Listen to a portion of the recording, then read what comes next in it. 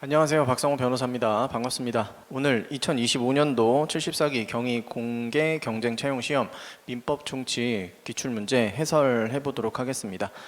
제가 조금 늦었죠. 빨리 올렸어야 되는데 뭐 핑계 같지만 일정이 좀 많아서 조금 늦었습니다. 대신 조금 꼼꼼하게 설명을 해 드려 볼게요. 일단 올해 민법 총칙 해설하기 전에 간단하게 기출 분석을 좀 해보면 제가 분석한 바로는 이렇습니다. 지금 2022년 우리가 벌써 기출문제가 3년치가 누적이 됐잖아요. 그래서 22년도 실시한 거, 23년도 실시한 거, 24년도 실시한 거, 올해 실시한 것까지 해서 저는 보통 유형을 이렇게 세 가지로 나눕니다. 판례와 조문과 법리 이렇게 나누는데 22년도에 판례가 한 절반 정도 나오고 조문이 한 5대 3대 2 정도 비율로 나온 것 같아요. 그래서 2022년도에는 합격생 분들의 민총 점수가 만점이 상당히 많았던 걸로 기억을 하고 문제도 굉장히 쉬웠습니다. 평이하기도 했고요. 23년도에 그걸 반영해서 조금은 어려워졌고요. 제가 말씀드렸죠. 어려워질 거라고. 판례가 73% 그리고 조문이 약 15%, 법리가 11% 정도가 나왔습니다. 조문 그 자체를 물어보는 문제도 있지만 아니면은 조문만 간단하게 적용돼서 마치 문제는 사례형처럼 나오는데 조문만 간단하게 적용을 해서 맞출 수 있는 정도를 제가 조문 문제로 파악했고요. 법리는 판례는 아니지만 우리 교수님들 교과서에 나와 있는 문구 같은 거라고 생각하시면 되겠습니다. 그래서 법리는요, 보통은 판례 조문보다는 조금 쉬워요. 쉬운 편입니다. 근데 가끔씩은 본 건가? 라는 생각, 약간 이론적인 느낌이 나는 선택지들도 존재합니다. 그리고 올해 24년도에는 판례가 5대 3대 2의 비율 정도가 되려다가 판례가 조금 더 올라가고 법리 부분이 좀 낮아지면서 55대 30대 15 정도 비율이 됐다고 저는 파악을 했습니다. 제가 이렇게 이 유형별로 파악을 한 거는요, 각 선택지 하나하나마다 이렇게 낸 거예요. 판례, 그 다음에 조문, 법리 해가지고 비중을 낸 거거든요. 문제 하나가 뭐 판례에 관련된 문제도 있긴 하지만 문제 하나의 선택지 4개면 2개는 판례고 뭐 1개는 조문이고 1개는 법리다 뭐 이런 식으로 될 수도 있으니까 그걸 일일이 다 분석을 해서 제가 어느 정도 이 정도 비중을 찾아봤습니다. 판례가 한 절반 이상은 나오는 것 같죠. 지금 봐도 조문이 그래도 한 뭐 널뛰기가 좀 크긴 했지만 그래도 한 20% 이상으로는 계속 나올 것 같다. 그리고요, 보통 22년도에 쉬웠잖아요. 그럼 난이도를 좀 이렇게 살펴보면 23년도엔 어려웠고 24년도에도 약간 평이했다는 평입니다. 그러면 25년도는 또 약간 올라갈 거예요. 계속 이렇게 1년이 지날 때마다 약간 등락을 하면서 난이도가 올라갔다 내려갔다 올라갔다 내려갔다 하면서 어느 정도 경계선을 찾아가기도 하고요. 아니면 이게 막 더 난이도 폭이 더 커지기도 하고 그렇습니다. 어쨌든 25년도 시험은 조금 어려워질 것 같다. 올해보다는 정도로 예상을 하시고 대비를 하시면 되는데, 사실 뭐 여러분의 공부 방법이 내년에 문제가 어려워질 것 같으니까 뭘 더 열심히 봐야 되나? 뭐 그런 건 아니에요. 제가 그냥 저희 학원 커리큘럼에 따라서 기출문제 다 푸시고 다른 시험에 나왔던 기출문제까지도 다 커버해서 이제 푸시잖아요. 그거 대비하고 가는 겁니다. 난이도와 상관없어요. 우리가 공부하는 건 딱 정해져 있습니다. 자, 그리고 주제별로 한번 살펴봤어요. 주제별로 살펴보시면 문항수를 제가 이 정도로 한번 나눠봤거든요. 주제를 뭐 제 나름대로 한번 나눠봤습니다. 민법의 법원부터 해서 신의칙, 그다음에 권리능력 일반, 보통 태아 관련된 얘기도 들어있고 아니면 이론적인 내용들도 있고요. 그다음 제한능력자 있고 주소, 부재와 실종, 기타 등등, 법인, 물건, 뭐 법률행위 일반, 103조부터 110조까지 쭈루룩, 그죠? 그다음에 의사표시, 그다음에 대리 관련해서는 조금 나눠놨어요. 대리는 항상 복대리는 웬만하면 나오고 표현대리, 무권대리도 웬만하면 나오는 부분이어서 이렇게 다 나눠봤고요. 그다음에 무효, 취소, 조건기한, 기간, 소멸시효에 관련된 내용도 어느 정도 좀 나눠봤습니다. 근데 소멸시효 따져보면 여기는 소멸시효 3문제 처음에, 그리고 5문제, 올해도 5문제. 보통 소멸시효 파트에서 한 5문제 정도 등장하게 되고요. 대리도 상당히 많이 나오죠. 2, 5, 6, 여기부터군요. 3, 4, 5, 6문제 정도, 그죠? 6문제, 4문제, 그 다음에 여기는 7문제. 뭐 대리가 항상 많이 나오는 부분이고요. 뭐 이렇게 구성이 되어 있다라고 파악을 했습니다. 많이 나오는 부분을 보면 뭐 정해져 있어요. 대리 많이 나올 거고 소멸시효 나올 거고 103, 104, 107, 108, 109, 110은 뭐 맨날 나오는 거고 보통 이게 민법 총칙의 일반 주제 정도다라고 생각하시면 되겠죠. 하지만 말씀드렸듯이 이런 거를 파악하고서는 공부를 해야 돼? 아니요. 이거를 다 이미 반영해서 교재가 만들어져 있습니다. 여러분들은 그 교재를 잘 습득을 하시면 되는 겁니다. 한번 파악을 해봤다 정도. 자, 이제 본격적으로 풀이 들어가도록 하겠습니다.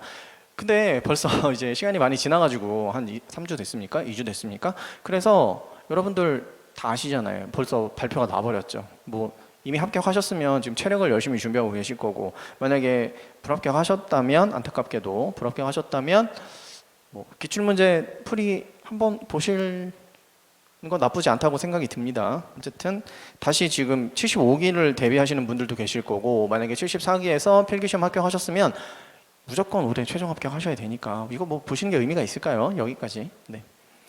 자, 이제 시작해 보도록 하겠습니다. 문제 1번부터 풀어보도록 할게요. 신의칙에 관한 설명으로 옳지 않은 것은 1번 신의성실의 원칙은 임의 규정이기 때문에 당사자의 주장이 있어야 그 위반 여부를 판단할 수 있다. 1번부터 너무 쉬웠죠. 임의 규정 아니고 강행 규정이잖아요. 그렇죠? 신의칙 위반은 강행 규정 위반인 것이고, 그리고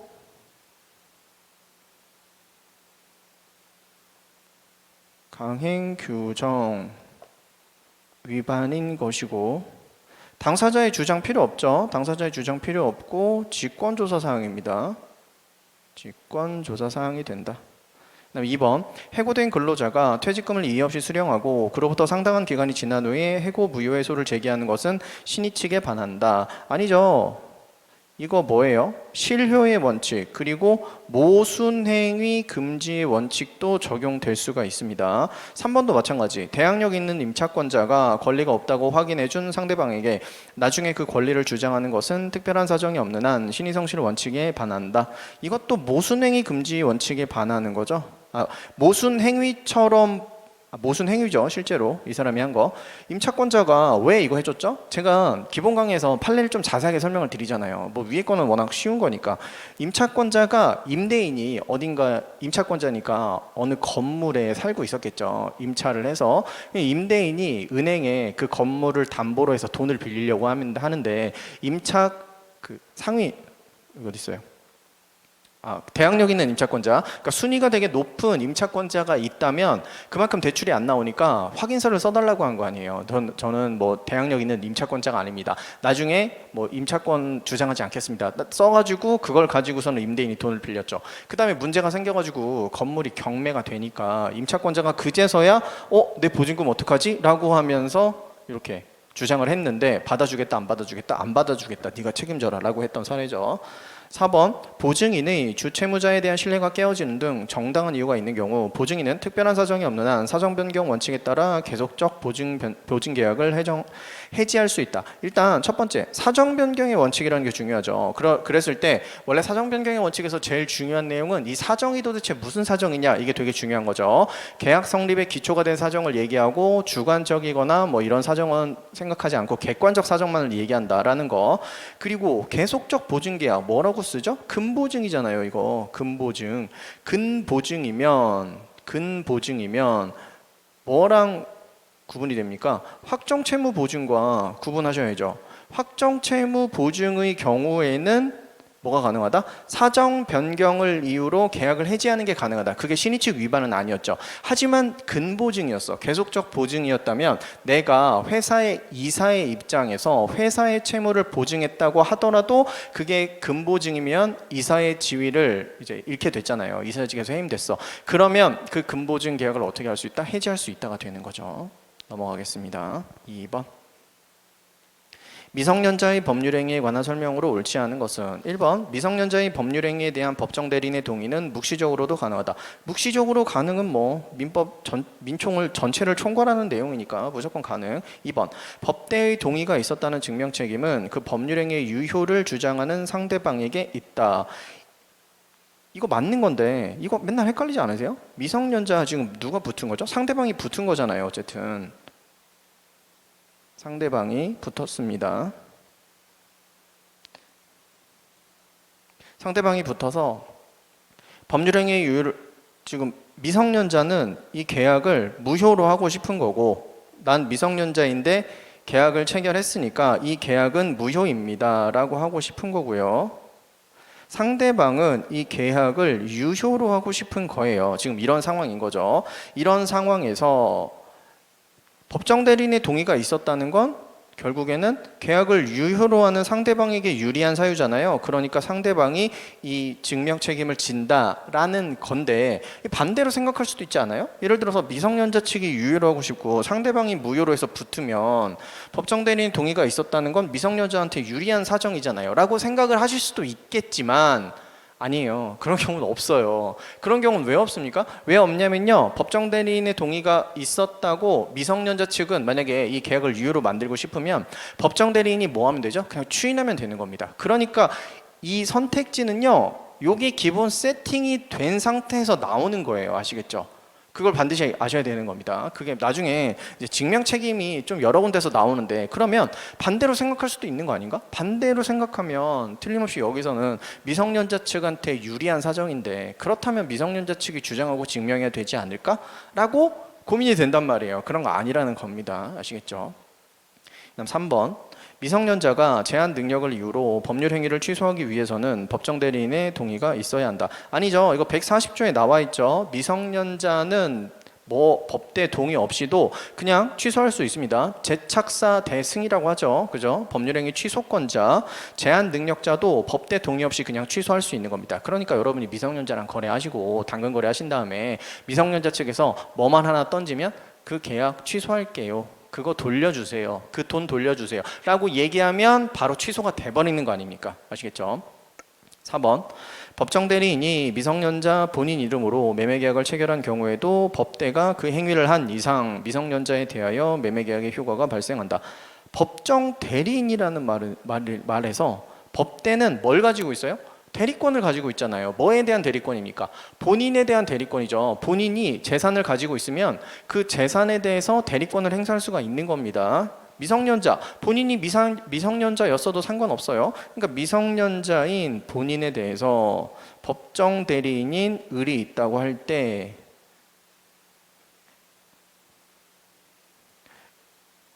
법대의 을이 있다고 할 때 뭔가 미성년자가 가지고 있는 X 부동산을 매도하는 계약을 체결했습니까? 병에게? 그렇다면 대리권은 당연히 있는 거예요. 대리권 수요 같은 거 없었는데요? 법정 대리권이잖아요. 친권자니까. 법정 대리인. 아시겠죠? 대리권 당연히 있는 거고 X 매도했으면 일단 유효하게 성립했다라고 보는 겁니다. 아시겠죠? 이거 안 되는 경우 있지 않았나? 이게 대리권 남용이 될 수도 있기는 해요. 대리권 남용이 될 수도 있어. 을이 하는 행위가 자기한테 이익이나 아니면 제3자한테만 이익이 되는 행위라면 이건 대리권 남용의 법리로 들어가야 되는 것이고 그리고 만약에 이 자리에 들어간 사람이 자기야, 을. 그럼 이건 뭐죠? 이해 상반 행위가 될 수도 있는 겁니다. 아시겠죠? 어쨌든 일단 기본 세팅은 이렇게 가고 유효가 되는 거예요. 대리권 남용이 될 수도 있고 이해 상반 행위가 될 수도 있는 건 그 다음 문제고요. 아시겠죠? 일단 이렇게 기본 세팅이 되면 본인에 대해서 효력은 있게 되는 거고요. 대리권 남용이 되면 상대방이 R인 경우에 대해서 본인에게 효력이 없어야 되는 거고요. 이해상반 행위라면 여기에 을이 들어갔으면 이거는 무효가 되는 거고요. 아시겠죠? 네, 넘어가겠습니다. 3번. 미성년자의 영업에 대한 친권자인 법정 대리인의 허락에 관한 설명으로 옳지 않은 것은 1번 법정 대리인은 그가 한 영업의 허락을 제한할 수 있다. 제한 가능하죠. 이거 법조문 문제고 너무 쉽죠. 2번 모든 영업에 관하여 포괄적으로 허락이 가능합니까? 안 되잖아요. 포괄적 허락 안 되죠. 범위를 정한 특정한 영업에 대해서만 허락을 해야 되는 거죠. 그렇다면 그 영업에 관하여 미성년자는 행위 능력이 있는 거고요. 3번 특정한 영업에 관하여 허락한 경우 그 범위에서 법대의 대리권과 동의권은 소멸하게 됩니다. 얘와 차이가 있는 게 뭐죠? 처분을 허락한 재산이 있어요. 미성년자가 단독으로 행위할 수 있는 것 중에서 처분을 허락한 재산이라는 게 있습니다. 보통 뭐죠? 용돈이라고 생각하시면 되죠. 우리 시험 문제에 실제로 나오는 문구 같은 거 따져보면 용돈이라고도 합니다. 그 범위에서는 법대가 대리권을 소멸하지 않아요. 용돈 아니면 처분을 허락한 재산이라면 그 노트북 네가 그래 마음대로 처분해 라고 했다가 미성년자인 자녀가 학교에 갔다 오니까 엄마가 그냥 대신 팔았어. 가능하다고요. 처분을 허락한 재산에 대해서는 법정 대리인의 대리권이 소멸하지 않습니다. 그런데 특정한 영업에 관하여 허락했으면 그 범위에서는 대리권과 동의권이 전부 다 소멸한다고 보죠. 그리고 4번까지 영업 허락 받았습니까? 영업에 관한 행위에 소송 능력까지도 있는 겁니다. 원래 미성년자는 소송을 못해요. 법정 대리인에 의해서만 할 수 있도록 하고 있거든요. 민사소송법에서 그렇게 정하고 있습니다. 근데 그 법조문에서 특정한 만약에 미성년자가 그 성년자처럼 행위할 수 있는 행위 능력이 있다라면 소송 능력도 있다라고 정하고 있어요. 이해가 되시나요? 그래서 어쨌든 특정한 영업에 관하여 되었으면 그 범위 내에서는 법정 대리인이 더 이상 대리권, 동의권 같은 거 없어지고 소송까지도 미성년자가 할 수 있는 겁니다. 아시겠죠? 얘는 민소 내용이긴 해요. 민소. 법조문에 있습니다. 55조에. 다음 4번. 피성년 후견인 갑은 성년 후견인 을의 동의 없이 자신의 엑스토지를 병에게 매도하는 계약을 체결하였습니다. 이에 관한 설명으로 옳은 것은 피성년 후견인 갑 아래쪽에 있어야 될 것 같고 법정 대리인이니까 성년 후견인 을이 이렇게 있을 거고요. 자신의 토지를 병에게 매도했습니다. 이렇게. 이에 관한 설명으로 옳은 것. 계약 당시 갑이 피성년 후견인이죠. 지금 적극적 수단으로 병을 속여 자신을 행위 능력자로 믿게 했습니다. 갑은 그 계약을 취소할 수 있다. 갑은 그 계약을 취소할 수 있다는 건 상대방인 병을 보호하지 않겠다는 거죠. 제한 능력자의 상대방 보호에서 어떤 내용이 있었냐면 만약에 이쪽 제한 능력자가 상대방 그 법정 대리인의 동의가 있는 것으로 믿게 한 경우도 있고요. 아니면 자기가 능력자라고 믿게 한 경우 이 두 가지가 있었잖아요. 여기는 뭡니까? 자기를 능력자로 믿게 했잖아요. 뭘 써서? 사술, 속임수를 써서. 그렇다면 상대방은 보호가 되어야 되는 겁니다. 상대방이 보호가 된다는 건 계약이 취소가 안 된다는 걸 의미해요. 그래서 그 계약을 취소할 수 있다는 아닙니다. 이거 뭔가 피성년 후견인은 뭔가 있었는데 되기도 하고 안 되기도 하고 두 문자 알려드렸잖아요. 헷갈려서. 성이야. 피성년 후견인이 자신을 능력자로 믿게 했어. 그러면 취소가 됩니까? 안 됩니까? 취소가 됩니까? 안 됩니까? 안 되죠. 이거 뭘 가지고 보시면 되죠? 3번으로 보시면 되죠. 계약 당시 갑이 적극적 수단으로 갑을 속여 을의 동의가 있다고 믿게 했습니까? 이번엔 동의가 있도록 믿게 했죠. 이거는 성이 동의가 있도록 믿게 했으면 취소가 가능하다. 이거 두 문자 알려드렸잖아요. 성동 1이니까 동그라미 하셔가지고 성동이면 취소가 가능, 성능이면 X. 그래서 행위 능력자로 믿게 했으면 취소가 안 되고 취소할 수 있다고 했으니까 틀렸고 3번 동의가 있도록 믿게 한 거는 성년 후견인에게는 동의권 따위가 없잖아요. 그러니까 아무리 믿게 했다고 하더라도 취소가 무조건 가능한 겁니다. 근데 취소할 수 없다고 했으니까 틀렸죠. 1번, 3번 다 틀렸죠. 2번 보겠습니다. 계약 당시 피성년 후견임을 알지 못했던 병은 선의라는 거죠. 선의의 상대방이라면 의사표시를 철회할 수 있다. 철회권이 있는 거죠. 선의의 상대방에게만 철회권이 있잖아요. 대신 확답 촉구권은 선의 악의와 상관없이 있죠. 그래서 4번 보시면 계약 당시 피성년 후견임을 알았던 병은 특별한 사정이 없는 한 1개월 이상의 기간을 정해 을에게 추인 여부의 확답을 촉구할 수 있다. 알았든 몰랐든 확답 촉구는 상관없다고요. 그쵸? 누구한테 하느냐가 훨씬 더 중요한 거였고 성년자라면 법정 대리인이 있다면 법정 대리인한테 하는 게 원칙이고 만약에 그 제한 능력자가 행위 능력자로 업그레이드가 되었다면 그 사람한테 해야 되는 거고 그리고 1개월 이상의 기간 이것도 나오는 거죠. 이거 나중에 너무 꼬리를 부르고 계속 말씀드리게 되는데 무권 대리에선 이거 뭐라고 합니까? 1개월이 아니고 상당한 기간이라고 하잖아요. 여기 확답 촉구권이라고 하는데 거기선 최고권이라고 하고요. 아시겠죠? 넘어가겠습니다. 5번. 법원이 선임한 부재자의 재산관리인에 관한 설명으로 옳지 않은 것은 1번 재산관리인이 법원의 허가 없이 한 부재자의 재산에 대한 처분 행위는 무권 대리 행위이다. 재산관리인은요 일단 기본적인 대리권은 있다라고 보시면 되죠. 근데 처분 행위하려면 법원의 허가를 받아서 해야 되는 겁니다. 지금 법원이 선임한 재산관리인이기 때문에 뭐는 가능하죠? 보존, 이용, 개량은 가능합니다. 하지만 처분은 못해요. 법원의 허가를 받아서 해야 되고 부재자의 이익을 위해서 해야 되는 건데 만약에 했으면 어떻게 해요? 허가 없이 했으면? 그러면 무조건 무효다? 그건 아니고 무권대리 행위가 되는 겁니다. 아시겠죠? 아시겠죠? 이거 무조건 무효는 아닙니다. 2번 재산관리인은 법원의 허가가 없더라도 부재자의 재산에 대한 불법 행위로 인한 손해배상을 청구할 수 있다. 불법 행위로 인한 손배 청구는 지금 법원이 선임한 부재자의 재산관리는 뭐만 할 수 있다고요? 보존, 이용, 개량만 할 수 있다고요. 여기서 좀 더 자세하게 들어가면 보존 행위는 제한 없이 할 수 있지만 이용, 개량은 뭔가 앞에 법조문에 제한 같은 게 달려 있었어요. 물건의 성질이나 뭐 형태를 변경하지 않는 범위 내에서 이용, 개량만 가능하다라고 되어 있는데 불법 행위로 인한 손해배상은 뭐라고 봐야 될까요? 보존 행위 정도로 봐야 되지 않을까요? 일단 뭐는 아니에요? 처분행위는 아니잖아요. 그러니까 법원의 허가가 없이도 가능한 거는 맞다고요. 아시겠죠? 3번 재산관리인이 권한 초과 행위에 대하여 허가 신청 절차를 이행하기로 약정하였는데 이를 게을리한 경우 상대방은 허가 신청 절차의 이행을 소구할 수 있다. 재산관리인과 상대방 사이에서 뭔가 계약을 체결한 거죠. 무슨 계약입니까? 부재자 재산을 매도하는 거겠죠. 부재자 재산 처분이라고 할게요. 지금 권한 초과 행위는 우리 뭐라고 생각하시면 되니까? 처분이라고 생각하시면 되니까 부재자 재산을 처분하는 행위를 했습니다. 그러면서 약정을 뭘 걸었죠? 처분하려면 원래 관리인은 법원이 선임한 재산관리인이니까 뭘 받아야 돼요?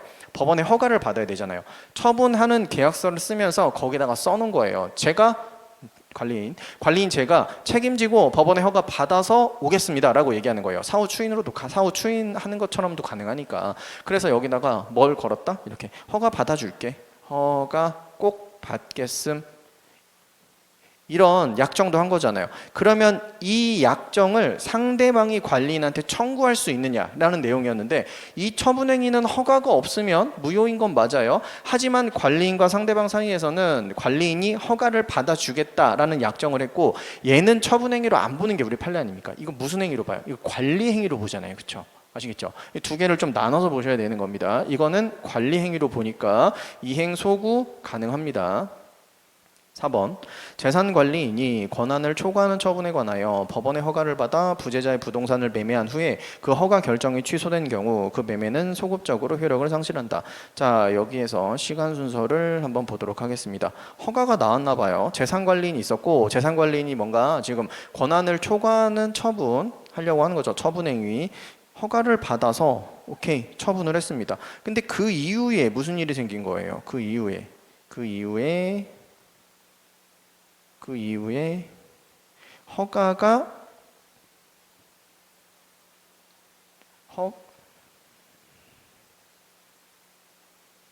허가가 취소되는 행위들이 있었던 거죠. 그러면 허가가 있는 상태죠. 지금 허가를 받았으니까. 그러다가 허가 취소가 되면 그 이후로 장래를 향해서 허가가 없어지는 거고 소급해서 허가가 나왔던 상황에서 허가를 지워버리는 건 아니었잖아요. 그쵸? 장래유만 있단 말입니다. 그러니까 틀림없이 이 처분행위는 허가를 받은 상태에서 한 적법한 처분이 되는 겁니다. 아시겠죠? 넘어가겠습니다. 6번 갑의 생존 사실을 모르는 배우자 을은 갑에 대한 실종 선고에 따라 갑 소유의 X 건물을 단독으로 상속받은 다음 선의의 병에게 X 건물을 매도하여 소유권 이전 등기를 맞춰주고 인도까지 하였습니다.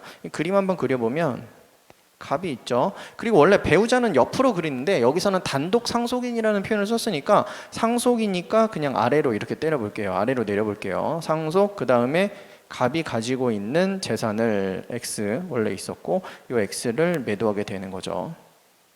실종 선고 같은 것도 나왔고요. 그 후 갑이 생환하여 실종 선고가 취소까지 됐네요. 실종 선고되었고 상속된 다음에 매도, 제3자에게 매도했고 그다음 실종 선고 취소까지 된 겁니다. 갑은 병에게 X 건물의 반환을 청구할 수 있다. 갑이 병에게 X 건물 반환 청구할 수 있는지 봅시다. 이렇게 청구할 수 있는지, 이렇게 갑이 병에게 X 건물 반환 청구할 수 있는지 청구할 수 있어요? 지금 이게 언제 이루어졌느냐에 따라 다르죠. 우리 법조문에 보면 뭐라고 되어 있습니까? 우리 법조문에 보면 29조 1항 단서 실종자의 생존한 사실 또는 전조의 규정과 상이한 때에 사망한 사실의 증명이 있으면 법원은 본인, 이해관계인 또는 검사의 청구에 의하여 실종 선고를 취소하여야 하는데 그 뒤쪽 단서 실종 선고 후 취소 전에 선의로한 행위의 효력에 영향을 미치지 않는다라고 되어 있습니다. 이것도 한번 그림 한번 그려볼게요. 실종 선고 취소는 가장 복잡한 내용이죠. 일단 최후 소식, 갑에 대해서 최후 소식이 들렸을 거고 그냥 보통 실종으로 상정을 해보면 여기서 5년 기간 만료가 됐을 거고요. 그 다음 을은 여기서 뭘 했을까요? 실종 선고를 청구했을 거고요. 여기에서 그 다음 실종 선고 청구에 따라서 여기서 실종 선고가 나왔을 거고요. 실종 선고가 나왔을 거고 이제 무슨 일이 생긴 겁니까? 실종 선고가 취소가 돼야 되겠죠.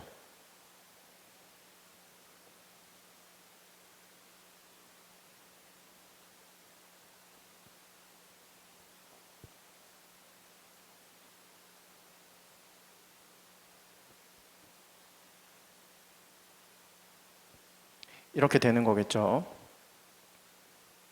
그러면 우리가 지금 뭐 제3자와의 거래 관계라든지 뭐 이런 거 아까 전에 말씀드렸던 민법 29조 1항 단서가 적용되려면 어디서 거래가 있어야 되냐면 여기에서 거래가 있어야 돼요. 이 기간 동안 거래가 있을 때 선의의 제3자가 보호된다라고 생각하시면 되는 거거든요. 여기서 제3자 갑은 병에게 건물의 반환을 청구할 수 있으려면 이 기간 동안 거래가 없었으면 반환 청구 가능하다라고 생각하시면 되는 겁니다. 29조 1항 단서에 나와 있어요. 실종 선고 후 취소 전에 선의로한 행위의 효력에 영향을 미치지 않는다라고 했으니까 만약에 여기에서 이미 처분을 해버렸어. 그러면은 얘는 29조 1항 단서가 적용되는 게 아니니까 갑이요. 이제 실종 선고 취소가 돼서 살아 돌아오신 분은 지금 내 X 건물을 상속받아서 제3자한테 가 있다고 하더라도 그거 내놔라고 할 수 있는 겁니다. 만약에 여기서 거래가 됐다면요. 지금 여기서 거래가 됐다는 전제 하에서 선의라면 반환을 청구하지 못한다라고 되어 있고요. 그 선의에 대해서는 뭐 쌍방 선의설이다, 상대적 효력설이다, 절대적 효력설이다 막 이런 거 많은데 그건 다 학설이니까 그냥 신경 쓰지 마시고 그냥 문구만 알아두시면 되는 거고요. 그래서 여기 보시면 실종 선고가 나왔고요. 상속받아서 매도했잖아요. 그러니까 실종 선고 이후에 매도했다고 지금 문제에서 세팅이 되었으니까 이 기간 안에 들어온 건 맞단 말이에요. 그러면 이 기간 안에 병이 취득을 받았잖아요. 그 X 건물을 받았잖아요. 그러면 달라고 할 수 있습니까? 없습니까? 달라고 할 수 없는 거예요. 그래서 안 되죠. 이따 땡 틀려요. 그 다음 2번 갑은 을에게 받은 이익의 반환을 청구할 수 없다. 아니죠. 여기에서 지금 을은 병에게 넘겼는데 이거는 달라고 못해 갑이. 대신 갑은 누구한테 달라고 할 수 있죠? 실종 선고를 직접 원인으로 해서 재산을 취득한 자인 을에게는 달라고 할 수 있잖아요. 그 달라고 할 수 있는데 그 범위가 문제일 뿐이지. 만약에 선이라면 현존하는 이익 한도, 만약에 을이 악이었다면 뭐까지 달라고 할 수가 있다? 이자, 손해가 있으면 손해배상까지 할 수 있었죠. 그러니까 청구할 수 없다가 아니고 청구할 수 있습니다. 그 범위가 선이 악이냐에 따라서 달라질 뿐이지. 그죠? 땡. 3번 을과 병이 갑의 생존 사실을 과실로 알지 못했더라도 어쨌든 알지 못했잖아요. 그쵸? 알지 못했으면 선의죠. 29조 1항 단서에서도 선의만을 요구하고 있고 뭐는 요구하고 있지 않죠? 무과실 같은 거는 요구하고 있지 않습니다. 갑은 병에게 X 건물에 대한 소유권 이전 등기 말소를 청구할 수 없다. 그쵸? 그러니까 선의였어. 지금 을과 병이 을과 병이 모두 선이잖아요. 을과 병. 그러면 쌍방선이설, 뭐 절대적 효력설, 상대적 효력설 이런 거 상관없이 어쨌든 선의가 세팅이 된 거고 그렇다면 병은 유효하게 이 X 건물의 소유권을 적법하게 취득한 거가 됩니다. 그러니까 달라고 할 수 없는 거죠. 청구할 수 없다 맞고요. 4번 만일 을이 갑에 대한 실종기간 만료 후 선고 전에 지금 여기서 요걸 한번 봅시다. 실종 기간 만료 후 선고 전이래요. 그럼 언제야? 선고 전이니까 기간 만료 후 선고 전 이때 팔았잖아요. 을이 병한테 이때 팔았죠. 그러면 29조 1항 단서가 적용된다 안 된다? 안 된다고요. 다 토해내야 된다고요. 을이 병한테 팔았어? 그럼에도 불구하고 병이 뭐 선이든 말이든 상관없어. 일단 토해내야 되는 게 맞다고요. 그렇다면 선의의 병에게 자신의 이름으로 X건물을 임대했으니까 갑은 병에게 X건물의 반환을 청구할 수 없다가 아니고 있다는 겁니다. 임대했으니까 다시 내놔. 네가 을이랑 계약 체결한 건 잘못된 거야. 무효지라고 하면서 내놔라고 할 수 있는 거예요. 왜냐하면 요때 팔았으니까. 이거 뭐라고 제가 말씀드려요. 불속성 효자, 불속성 효녀라면 문제 있잖아요. 그렇다면 토해내 이렇게 되는 거예요. 걔가 한 거래는 싹 다 무효. 그 다음 7번 보겠습니다. 법인의 능력에 관한 설명으로 옳지 않은 것은 1번 법인은 권리 능력의 범위 내에서 행위 능력을 가지며 그 범위를 넘어서 행한 대표기관 행위는 법인의 행위가 아니다. 이거 맞는 말이죠. 좀 좋은 말이긴 하고 법인은 권리 능력의 범위 내에서 행위 능력을 가진다라는 건 일단 법인의 권리 능력에 관한 법조문은 있긴 해요. 그리고 행위 능력에 대해서는 법조문은 없는데 그 권리 능력 내에서 그냥 행위 능력을 가진다라는 게 그냥 일반적으로 우리가 인정하는 말이거든요. 그래서 맞는 말이고 만약에 그 범위를 넘었다면 대표기관이 행위를 했든 뭐 했든 이사가 했든 그건 법인의 행위가 아니라고 봅니다. 그런데 2번에서 보시면 법인의 권리 능력은 직간접으로 필요한 행위를 모두 포함한다. 목적을 수행하는 데 있어 직간접으로 필요한 행위를 모두 포함한다라고 해서 굉장히 넓게 보는 건 맞긴 하단 말입니다. 굉장히 넓게 보긴 해요. 하지만 만약에 넘어섰다면 당연히 법인의 행위는 아니게 되는 겁니다. 아시겠죠? 이것도 좋은 말이에요. 좋은 말. 1번 좋은 말. 2번 맞고 넓게 보긴 한다. 직간접으로 필요한 행위를 모두 포함하는 거니까. 3번 법인의 명예가 훼손된 경우 명예권이 있습니까? 법인도 명예권이 있어요. 아시겠죠? 이거 중요한 거니까. 4번 대표기관이 대표권의 범위 내에서 자기 또는 제3자의 이익을 도모할 목적 무슨 행위한 겁니까? 이거 뭐라고 하죠? 대표권 남용이죠? 대표권 남용과 대리권 남용은 동일.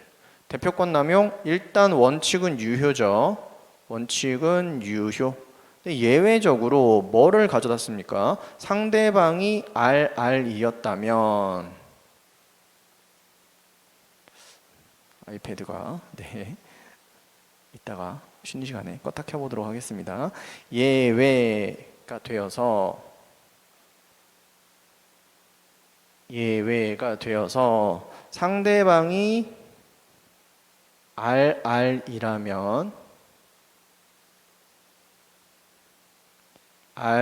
RR이라면 무효가 되어야 하는 거죠.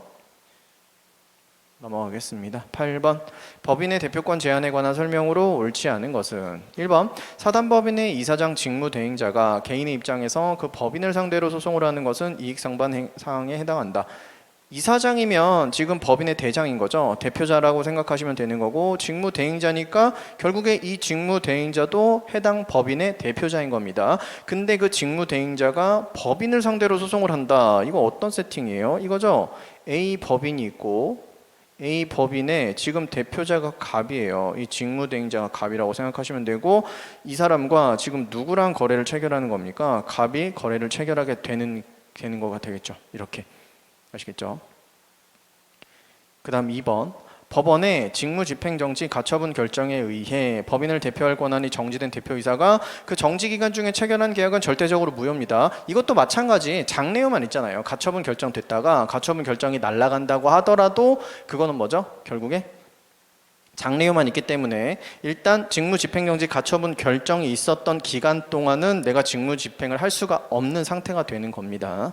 3번 법인의 정관에 대표권의 제한에 관한 규정이 있는 경우 그 제한이 등기되어 있지 않더라도 법인은 이를 알고 있는 제3자에게 그 대표권의 제한을 주장할 수 있다. 대표권 제한이라는 거니까 지금 문제가 대표권 제한이잖아요. 그럼 무조건 이런 게 나오겠죠. 이거 뭐예요? 정관에는 대표권 제한에 관련된 내용이 있어. 근데 그게 등기는 안 돼 있어. 이거 제3자한테 대항할 수 있는지 없는지 그 제3자가 선의 악에 따라서 달라지는 건지 결론 뭐죠? 제3자가 선이든 악이든 상관없이 무조건 대항하지 못한다가 결론이죠. 등기가 안 돼 있으면 제3자한테 대표권의 제한을 주장할 수 없는 겁니다. 안 돼요. 무조건 등기까지 해야 되는 겁니다. 4번 법인과 이사의 이익이 상반하는 사항에는 이사의 개인적 이익과 법인의 이익이 충돌하고 이사에게 선량한 관리자로서의 의무 이행을 기대할 수 없는 사항을 모두 포함한다. 좋은 말이죠. 이익 상반에 대한 내용입니다. 한번 읽어보시면 되는 거예요. 좋은 말. 넘어가서 9번 법인의 청산에 관한 설명으로 옳지 않은 것은 1번 청산법인은 청산의 목적 범위 내에서만 권리 능력이 인정된다. 맞아요. 새로운 권리 의무 같은 거 발생시키면 안 되는 겁니다. 그러니까 지금 하고 있는 업무를 싹 다 종료시키고 뭐만 하는 거죠? 내가 갚을 돈, 법인이 갚을 돈 갚고 그 다음에 법인이 그 변제해야 될 돈 변제하고 받을 돈 받고 요것만 하고서는 종료시켜야 되는 거예요. 2번 파산의 경우를 제외하고는 정관이나 총회의 결의로 달리 정한 바가 없으면 이사가 청산인이 되는 겁니다. 법조문에 관련된 내용이죠. 이사가 청산인이 되는 건데 이제 명패만 바꿔 달아서 이사가 청산인이 되는 건데 만약에 파산이 된다면 새롭게 등장하는 파산 관제인 이 사람이 등장을 해야 되는 거고요. 법조문이 이게 아마 본문과 단서로 돼 있을 거예요. 근데 그걸 한 문장으로 쓰면 이렇게 쓸 수 있습니다. 몇 조죠? 82조 관련된. 3번 청산 절차는 제3자의 이해관계에 중대한 영향을 미치기 때문에 청산 절차에 관한 규정은 강행 규정이다. 맞죠? 강행 규정 맞습니다. 청산 절차에서 뭐는 없어요? 니네 법인이 받을 돈 어떻게 받아라는 내용은 없어요. 니네가 알아서 받으면 돼. 뭐가 있죠? 니네가 청산 법인이 갚을 돈 어떻게 갚을 거야에 대해서 굉장히 많이 규정을 하고 있단 말입니다. 왜죠? 제3자들을 보호한다는 게 그런 거잖아요. 그러니까 법인이 청산할 때 돈 어떻게 줘야 되는지를 굉장히 좀 자세하게 규정을 하고 있고 그 규정은 당연히 강행 규정이 되는 겁니다. 안 지키면 안 되는 거겠죠. 4번 청산 사무가 종결되지 않은 경우에도 이미 청산 종결 등기가 이루어졌다면 그 등기 시에 법인은 소멸하는 게 아니고 청산 사무가 완료될 때까지 일단 그 법인은 살아있는 걸로 보는 겁니다. 이거에 대한 의미가 어떤 거라고 말씀드렸죠? 살아있어야 된다? 살아있어야 된다는 건 소송법상 당사자 능력이 있어요. 피고 자리에 들어갈 수가 있단 말입니다. 이미 등기부등본은 없어졌어요. 청산 종결 등기가 이루어졌다면 그 법인은 등기부등본이 없는 상태니까 도대체 얘를 상대로 이 법인을 상대로 소송을 제기할 수 있을까? 제기할 수 있다라고요. 제기할 수 있다. 청산 사무가 종결되지 않았으면 그 얘기입니다. 그 다음 10번 부동산에 관한 설명으로 옳지 않은 것은 1번 독립된 부동산으로서의 건물이라고 하기 위해서는 최소한의 기둥, 지붕, 주벽 뭐 이건 유명한 거죠. 2번 타인의 임야에 권한 없이 임목을 심은 경우 공시 방법을 갖추지 않았으면 그 임목의 소유권은 식재자에게 있는 게 아니고 누구한테 있는 겁니까? 임목은 어디에 부합되어 있죠? 토지에 부합되어 있죠. 그러니까 토지 소유자가 임목의 소유자가 되는 겁니다. 그럼 공시방법 갖춰야겠네요. 이 공시방법 두 개가 뭐죠? 첫 번째가 등기, 두 번째가 이제 임목등기부에 등기하는 거, 두 번째가 명인방법 해놓는 거잖아요. 그렇다면 그 등기부나 명인방법을 한 사람이 임목의 소유자가 되는 거고요.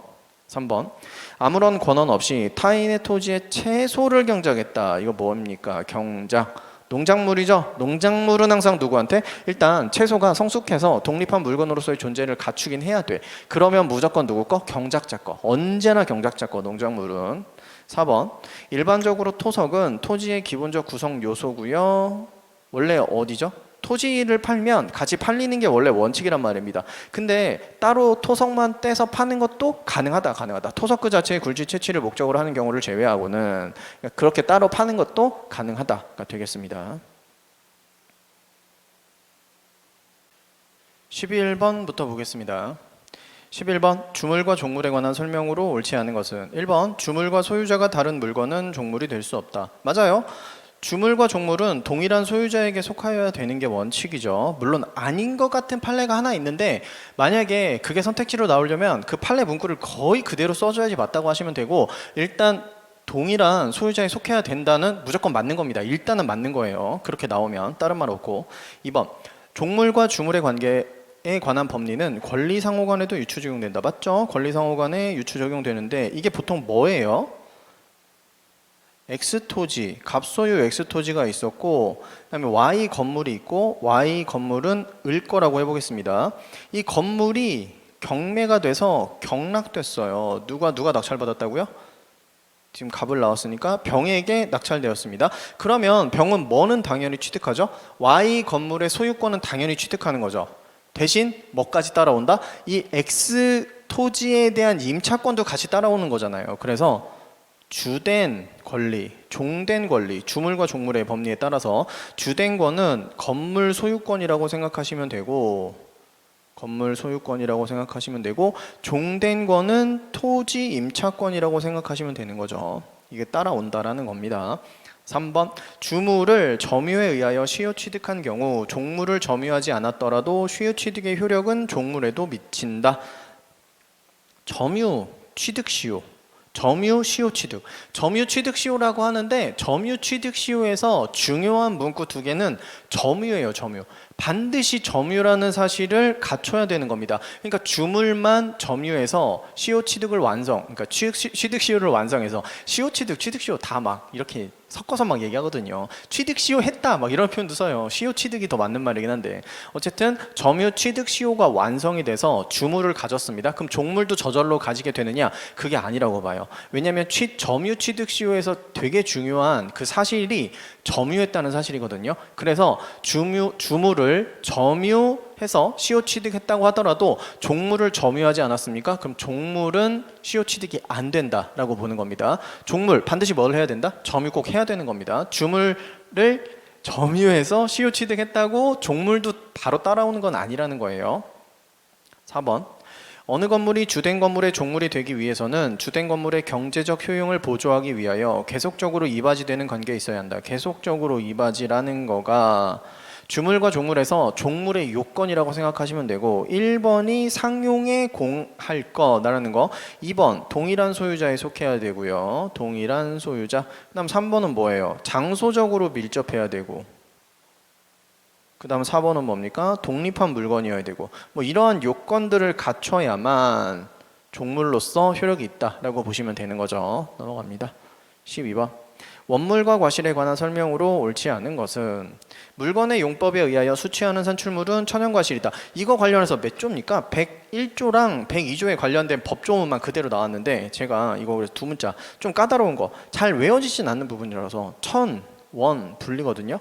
천연과실은 원물로부터 분리하는 때에 이를 수취할 권리자에게 속한다라는 거 꼭 알아두시면 되고 그렇다면 천연과실은 수취할 권리의 존속기간 일수의 비율로 취득하는 게 아니고 이거는 뭐에 대한 정의가 될까요? 법정과실에 대한 정의가 되는 거겠죠. 아시겠죠? 법정과실이 임차료잖아요. 그래서 임차료를 존속기간 일수의 비율로 취득한다는 건 보통 임차료 한 달 단위로 계약하는데 중간에 네가 한 달도 안 채우고 나간다면 한 달치 임차료 내라 라는 거 뭐 그런 것도 가능했다. 물론 뭐 특약이지만 어쨌든 만약에 한 달도 안 채우고 15일이면 15일에 대한 임차료만 내 뭐 그렇게 생각하시면 되는 거였습니다. 법조문에 관련된 내용이니까요. 천연과실과 법정과실에 관련된 101조 102조 내용입니다. 그렇게 어렵지는 않게 맞추실 수 있었을 거고 13번 얘가 문제였죠.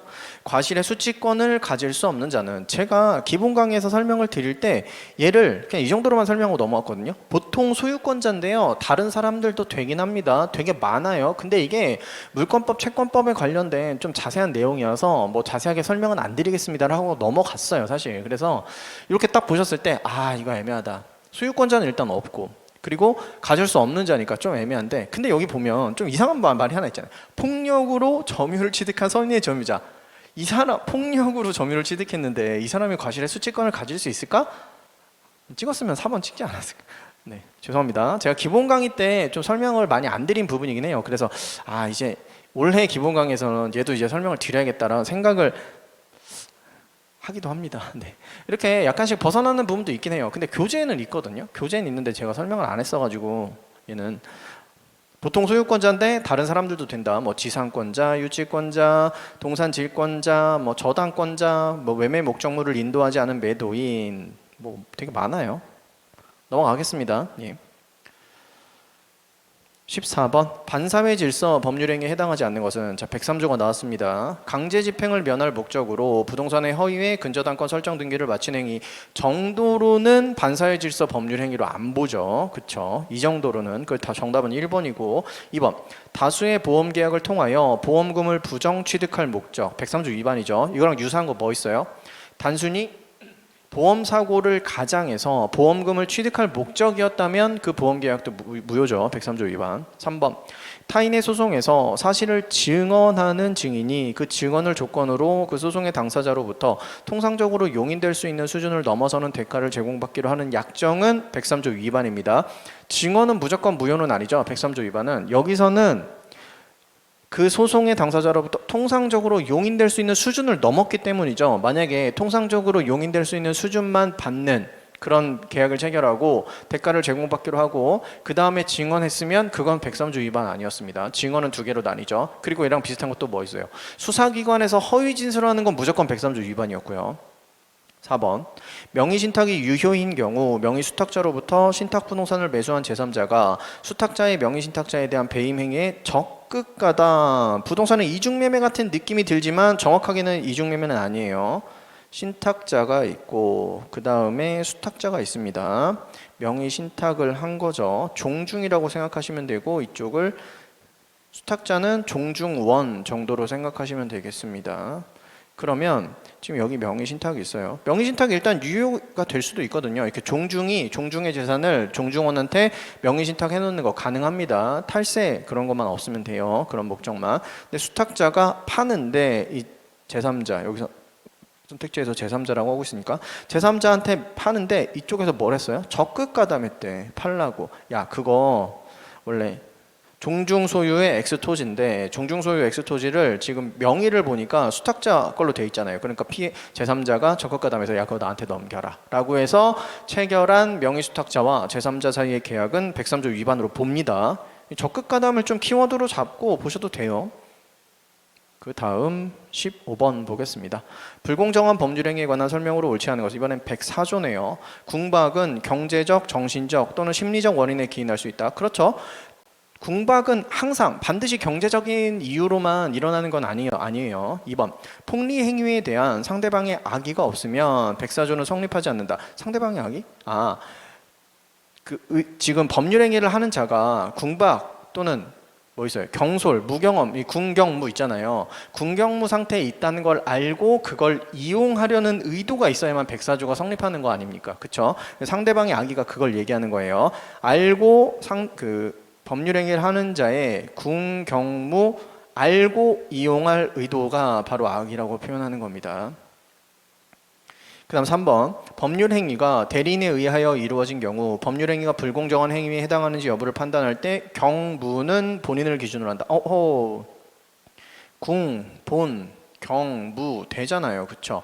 궁박은 본인을 기준으로, 경솔과 무경험은 대리인을 기준으로, 경솔과 무경험 본인을 기준으로 라고 했으니까 틀렸죠. 4번 여기는 궁박 상태에 대한 증명 책임은 매도인에게 있다. 그죠? 매도인이 궁박 상태에서 현저하게 헐값으로 계약을 했습니다. 그러면 궁박이라는 거는 궁박, 경솔, 무경험의 상태가 있다라는 건 불공정한 법률행위를 주장해서 그 법률행위가 무효다라고 주장하는 사람이 유리한 사실인 거죠. 그러니까 궁, 경, 무 다 내가 만약에 대리인이 없는 상태에서 그렇다면 매도인 측이 지금 이 법률행위를 무효로 만들어서 유리한 사람이니까 당연히 매도인 측에게 있다라고 보시면 되겠습니다. 16번 보겠습니다. 법률행위 해석에 관한 설명으로 옳지 않은 것은 1번 임의규정과 다른 관습이 있는 경우에 당사자의 의사가 명확하지 않은 때에는 그 관습에 의한다.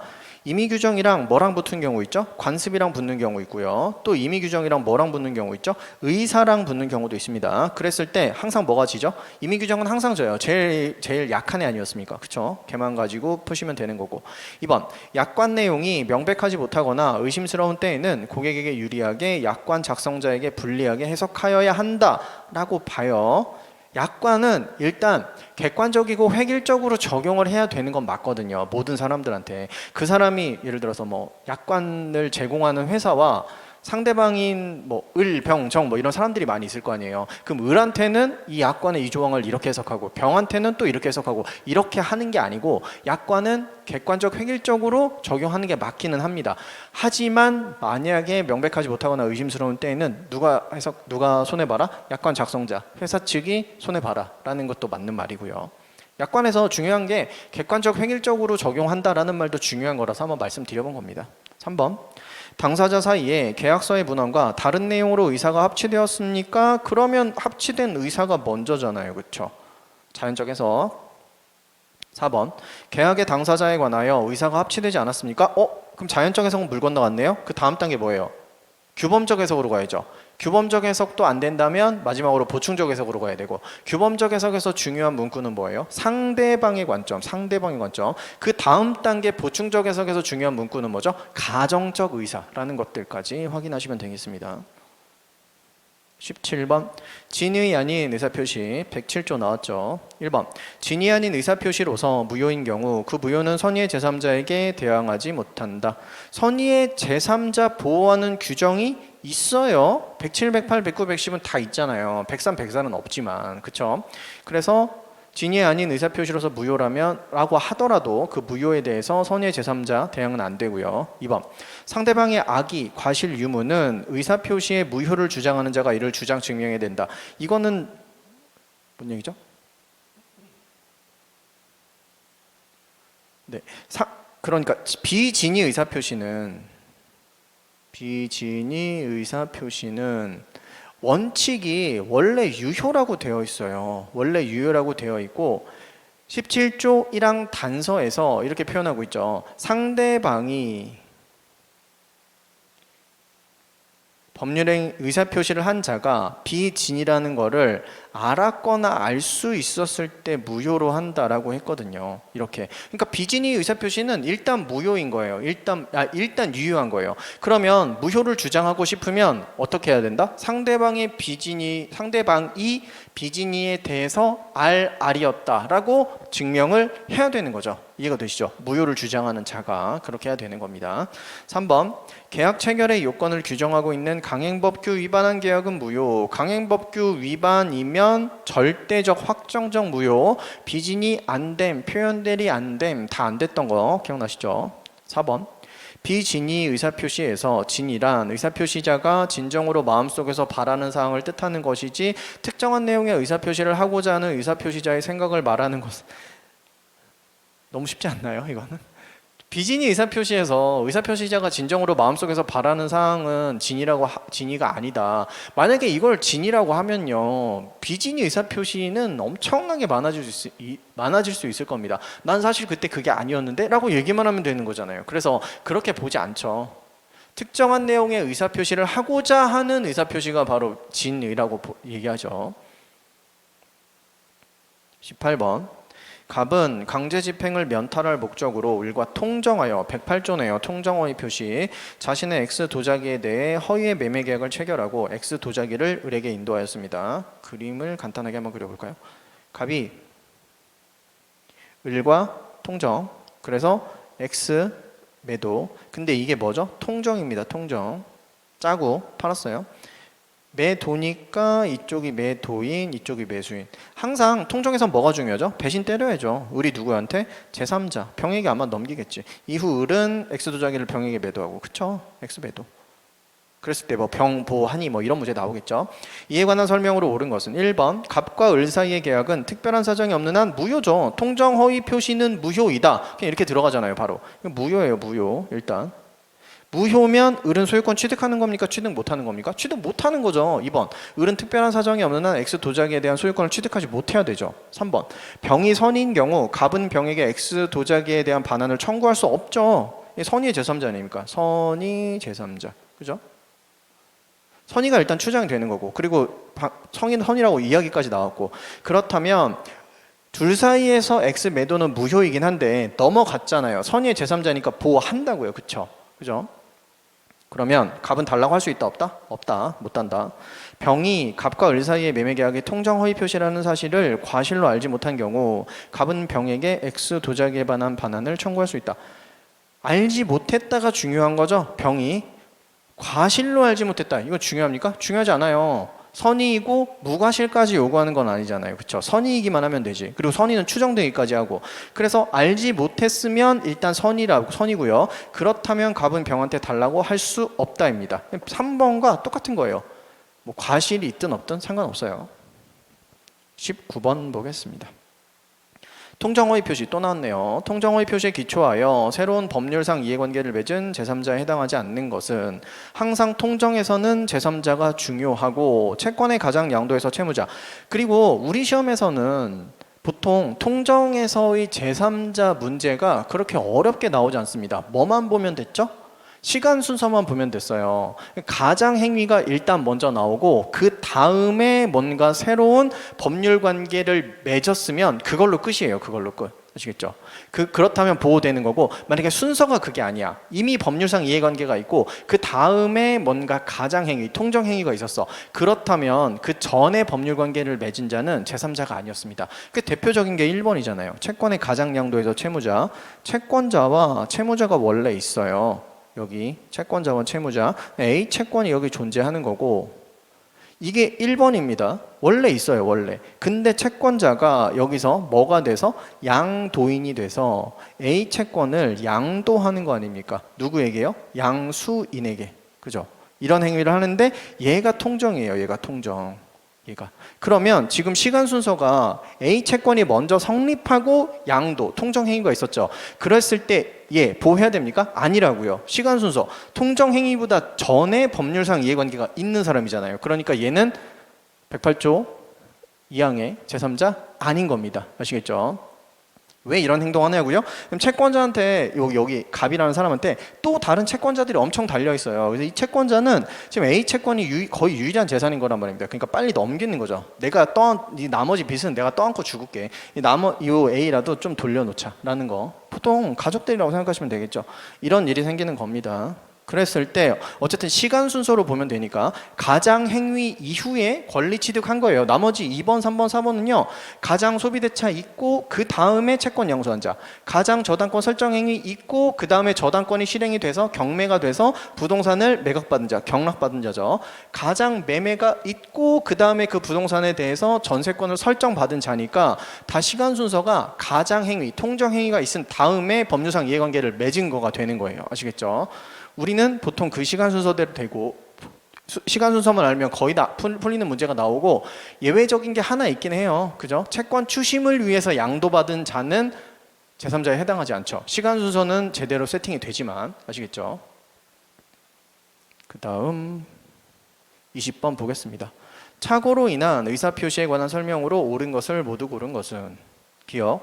착오로 인하여 매매대금액 결정에 다소간의 차이, 매매대금액도 차이가 많이 나는 것과 조금 나는 게 있는데 많이 나면 착오 인정하기도 해요. 하지만 다소간의 차이니까 이거는 착오로 취소가 안 되는 거다라고 생각하시면 됩니다. 중요 부분에 착오가 안 되니까 착오 취소 안 된다 라고 생각하시면 되고 2번 니은 상대방이 의사표시자의 중요 부분에 대한 착오를 알고 이를 이용하는 경우 그 착오가 의사표시자의 중과실로 인한 것이라도 의사표시자는 그 의사표시를 취소할 수 있다. 이거는 한번 그림을 그려볼까요? 어떻게 해야 되죠? 착오, 기본 세팅, 의사표시자가 있고 그다음 상대방이 있을 겁니다.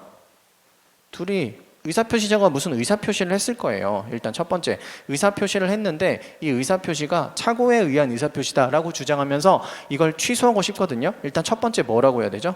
의사표시자가 착오가 있었고 그 착오가 이 의사표시의 중요 부분에 대한 것이다. 그러니까 취소할게 라고 하는 거예요. 그러면 상대방은 뭐라고 하는 겁니까? 아 그래? 응 너한테 중과실 있지. 이렇게 얘기를 하는 거고 그러면 의사표시자는 다시 한번 뭐라고 하면서 응 너 알고 내가 중과실 있다는 걸 알고 이용했잖아 이렇게 이야기하면서 취소를 하고 싶어 하게 되는 거죠. 그러면 니은 상대방이 지금 상대방 이쪽이죠. 의사표시자의 중요 부분에 관한 착오를 알고 이용했대요. 알고 이용했으면 여기까지 온 거잖아요. 그렇죠? 그 착오가 중과실로 인한 것이라고 하더라도 알고 이용까지 왔으면 취소가 가능해야죠. 여기까지만 인정되면 취소 가능, 이거 인정되면 취소 불가, 이것까지 인정되면 취소 가능. 그러니까 여기도 기본 세팅, 의사표시자는 취소하고 싶은 거고 상대방은 취소하기 싫다가 기본 세팅인 겁니다. 아시겠죠? 디귿, 어떤 사람이 자신의 의사와 다른 법률 효과를 발생시키는 내용의 서면에 그것을 읽지 않거나 올바르게 이해하지 못한 채 기명 날인을 하는 행위는 내용상의 착오에 해당한다. 이거 자신의 의사와 다른 법률 효과를 발생시키는 내용의 서면에 읽지 않거나 올바르게 이해하지 못한 채 기명 날인. 이건 뭐예요? 이거는 말을 줄일래야 줄일 수가 없죠. 신원 보증 서류에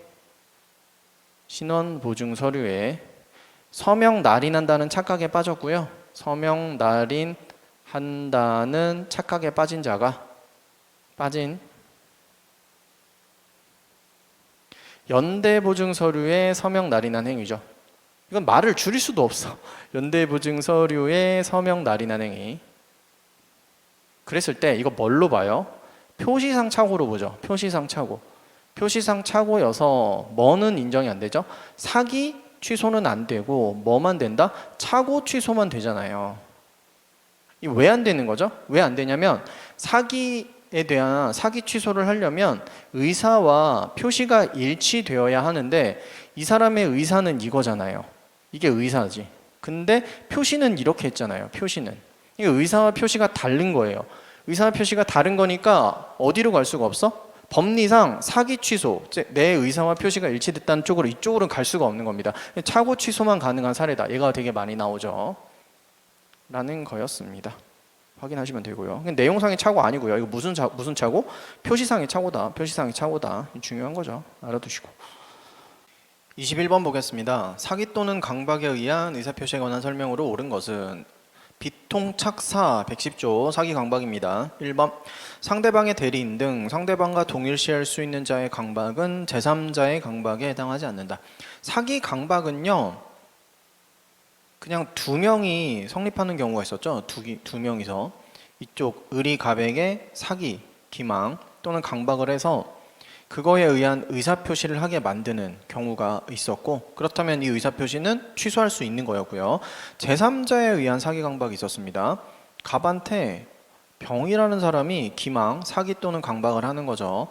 그래서 의사표시는 누구한테 하게 하는 거죠? 여기서 마찬가지로 을에게 의사표시를 하게 하는 거잖아요. 이렇게.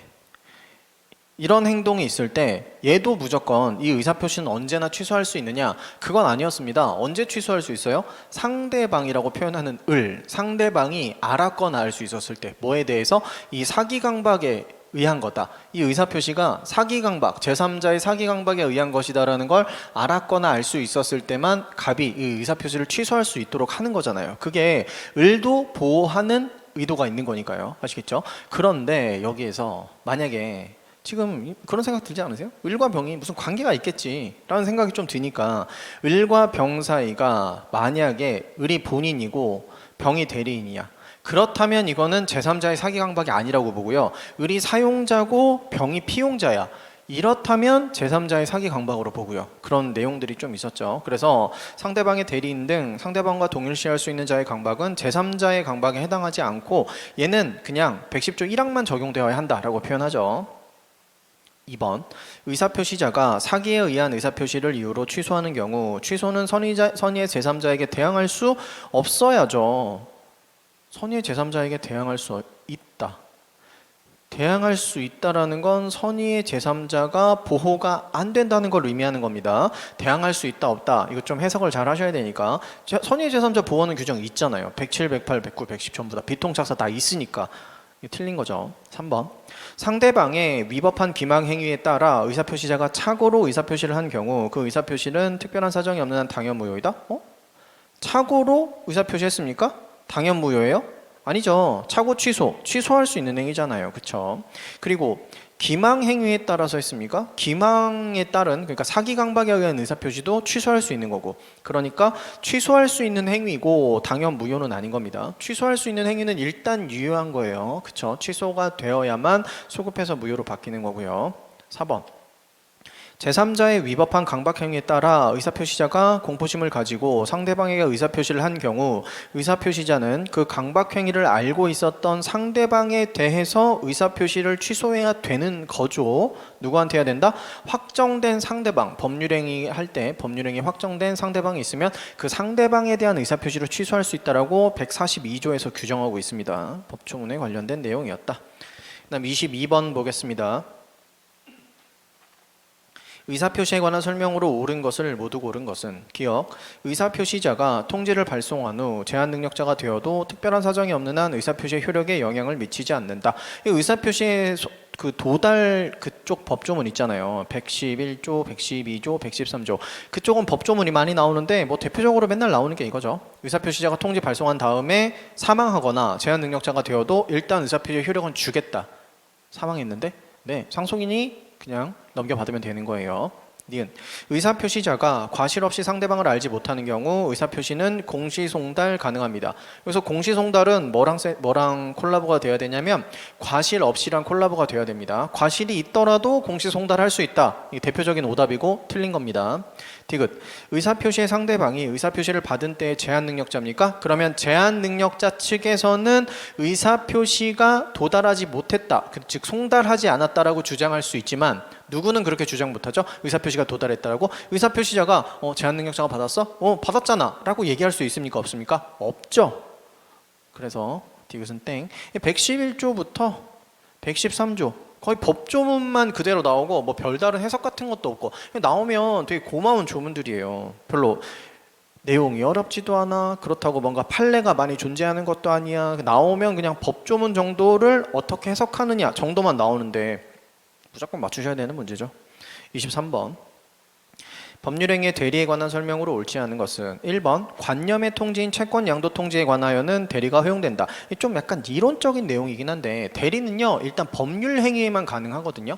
법률행위에만 대리가 가능한데 그 뭐는 안 돼? 불법행위는 안 돼요. 불법행위는 안 돼. 그리고 사실행위도 대리가 허용되지 않아요. 둘 다 안 돼요. 근데 불법행위가 대리가 허용된다고 했으니까 안 되는 거고, 그리고 준법률행위에도 원래는 안 되는 게 원칙이긴 하지만 관념의 통지인 채권 양도 통지에 대해서는 대리가 허용된다라고 보고 있습니다. 아시겠죠? 약간 너무 이제 이론적인 내용이어서. 2번 다툼이 없는 채무의 이행에 관하여는 자기계약 쌍방대리가 허용된다. 자기계약 쌍방대리 원래 안 되는 게 원칙인데 되는 경우가 한 3가지 정도 있죠. 첫 번째, 본인의 동의가 있으면 가능. 두 번째, 본인에게 이익을 주는 행위라면 가능. 그 다음 마지막 3번째가 다툼이 없는 채무의 이행은 뭔가 법률관계를 새로 발생시키는 게 아니고 이미 확정된 법률관계를 단순히 집행, 실행하는 것에 불과하기 때문에 가능하다라고 보죠. 4번 대리인이 여럿인 경우에는 대리인은 원칙적으로 각자 대리. 이건 너무 쉬워요. 이런 것들 각자 대리 원칙이다. 24번 갑이 을에게 X토지를 매도하고 소위 등 소유권 이전 등기를 하기 전에 병의 대리인 정은 이를 알면서 갑의 배임행위에 적극 가담하여 나왔네요. 드디어 뭡니까? 얘는 본격적으로 이중매매에 관련해서 물어보고 있네요. 갑이 을에게 일단 제1매매했고 근데 병에게 매도를 하는데 병의 대리인 정의 이렇게 붙은 거죠. 본인 대리인 제1매매 제2매매 제1양도 제2양도라고 하기도 하고요. 이렇게 했고 지금 대리인 정이 알면서 적극 가담했대. 아하, 정은 적극 가담이구나. 그러면 제2매매는 어떻게 되겠어요? 대리인을 표준으로 해서 생각을 해야 되는 거니까 이 제2매매는 무효가 되겠죠. 이 무효의 근거가 뭡니까? 103조 위반이잖아요. 절대적 확정적 무효라고요. 그러니까 여기서 아마 병이 취득을 했겠죠. 대리인이니까 병이 취득을 해서 등기 받아서 넘겼습니다. 취득했다는 건 그냥 제가 등기했다라는 것만 그냥 다르게 표현한 겁니다. 취득 못해요. 병이 정한테 병이 이제 정까지 나왔으니까 무한테 넘겼어. 제대로 취득합니까? 못해요. 103조 위반은 절대적 확정적 무효니까. 그리고 선의의 제3자 보호하는 규정 같은 거 없으니까 여기서 넘어가더라도 제대로 취득 못합니다. 등기 왔어도. 어떻게 해야 돼요? 을은 갑을 대위해서 채권자 대위권 행사해서 병에게 받아낼 수 있고 채권자 취소권 따위 같은 건 안 되고, 그쵸? 그냥 다 문제에 나온 거죠. 을은 제1매수인 을은 갑에 대한 소위 등 청을 보전하기 위해 병을 상대로 갑과 병 사이의 매매계약에 대하여 채권자 취소권은 안 돼요. 뭐는 되죠? 채권자 대위권은 되잖아요. 그쵸? 을은 갑을 대위하여 병에 대하여 X토지에 관한 소유권 이전 등기 말소를 청구할 수 있다. 되잖아요. 그쵸? 채대는 돼. 채취는 안 됨. 채대는 됨. 이 채대가 가능한 것도 법리상 좀 이상하다고 말씀드렸죠. 지금 103조 위반이잖아요. 갑도 어쨌든 넘겨줬죠. 병한테 넘겨준 거죠. 정확하게는 대리인이랑 거래하긴 했지만 병한테 넘겨주면 746조가 적용돼서 달라고 못한단 말이에요. 소유등청 소유권 이전 등기 말소 청구권이 존재하는데 행사를 못해. 그거를 을은 행사할 수 있다라고 보는 게 우리 판례 태도고요. 사실 이거는요 논리상으로 그렇게 완전히 어긋난 건 아닙니다. 그래, 갑은 너는 746조가 직접 적용되는 애니까 못하는 게 746조에 의해서 소유권 이전 등기 말소 청구권이 있지만 행사를 못해. 막는 거지만 을은 갑이 행사하는 게 아니고 을이 행사하는 거잖아요. 그러니까 대위에서 행사하는 건 가능하다. 뭐 딱히 뭐 논리에 엄청난 허점이 있거나 말도 안 된다는 아닌 것 같습니다. 2번 병이 X 토지를 선의의 무에게 매도했잖아요. 이거 보세요. 이렇게 일로 넘겼어.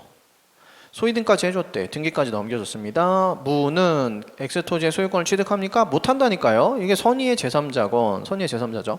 선의의 제3자, 보호하는 규정이 있다고요? 없다고요. 왜? 이게 뭐니까? 103조 위반, 103조 위반. 절대적 확정적 무효. 취득 못해요. 정이 갑의 배임 행위에 적극 가담한 사실을 병은 몰랐대. 정이 적극 가담했는데 병은 몰랐대. 아니죠. 이 적극 가담했는지 아닌지는 누구를 기준으로 판단한다? 대리인을 기준으로 판단하는 거니까 병은 매매계약 유효를 주장 못하죠. 안 됩니다. 103조 위반은 확인된 거예요.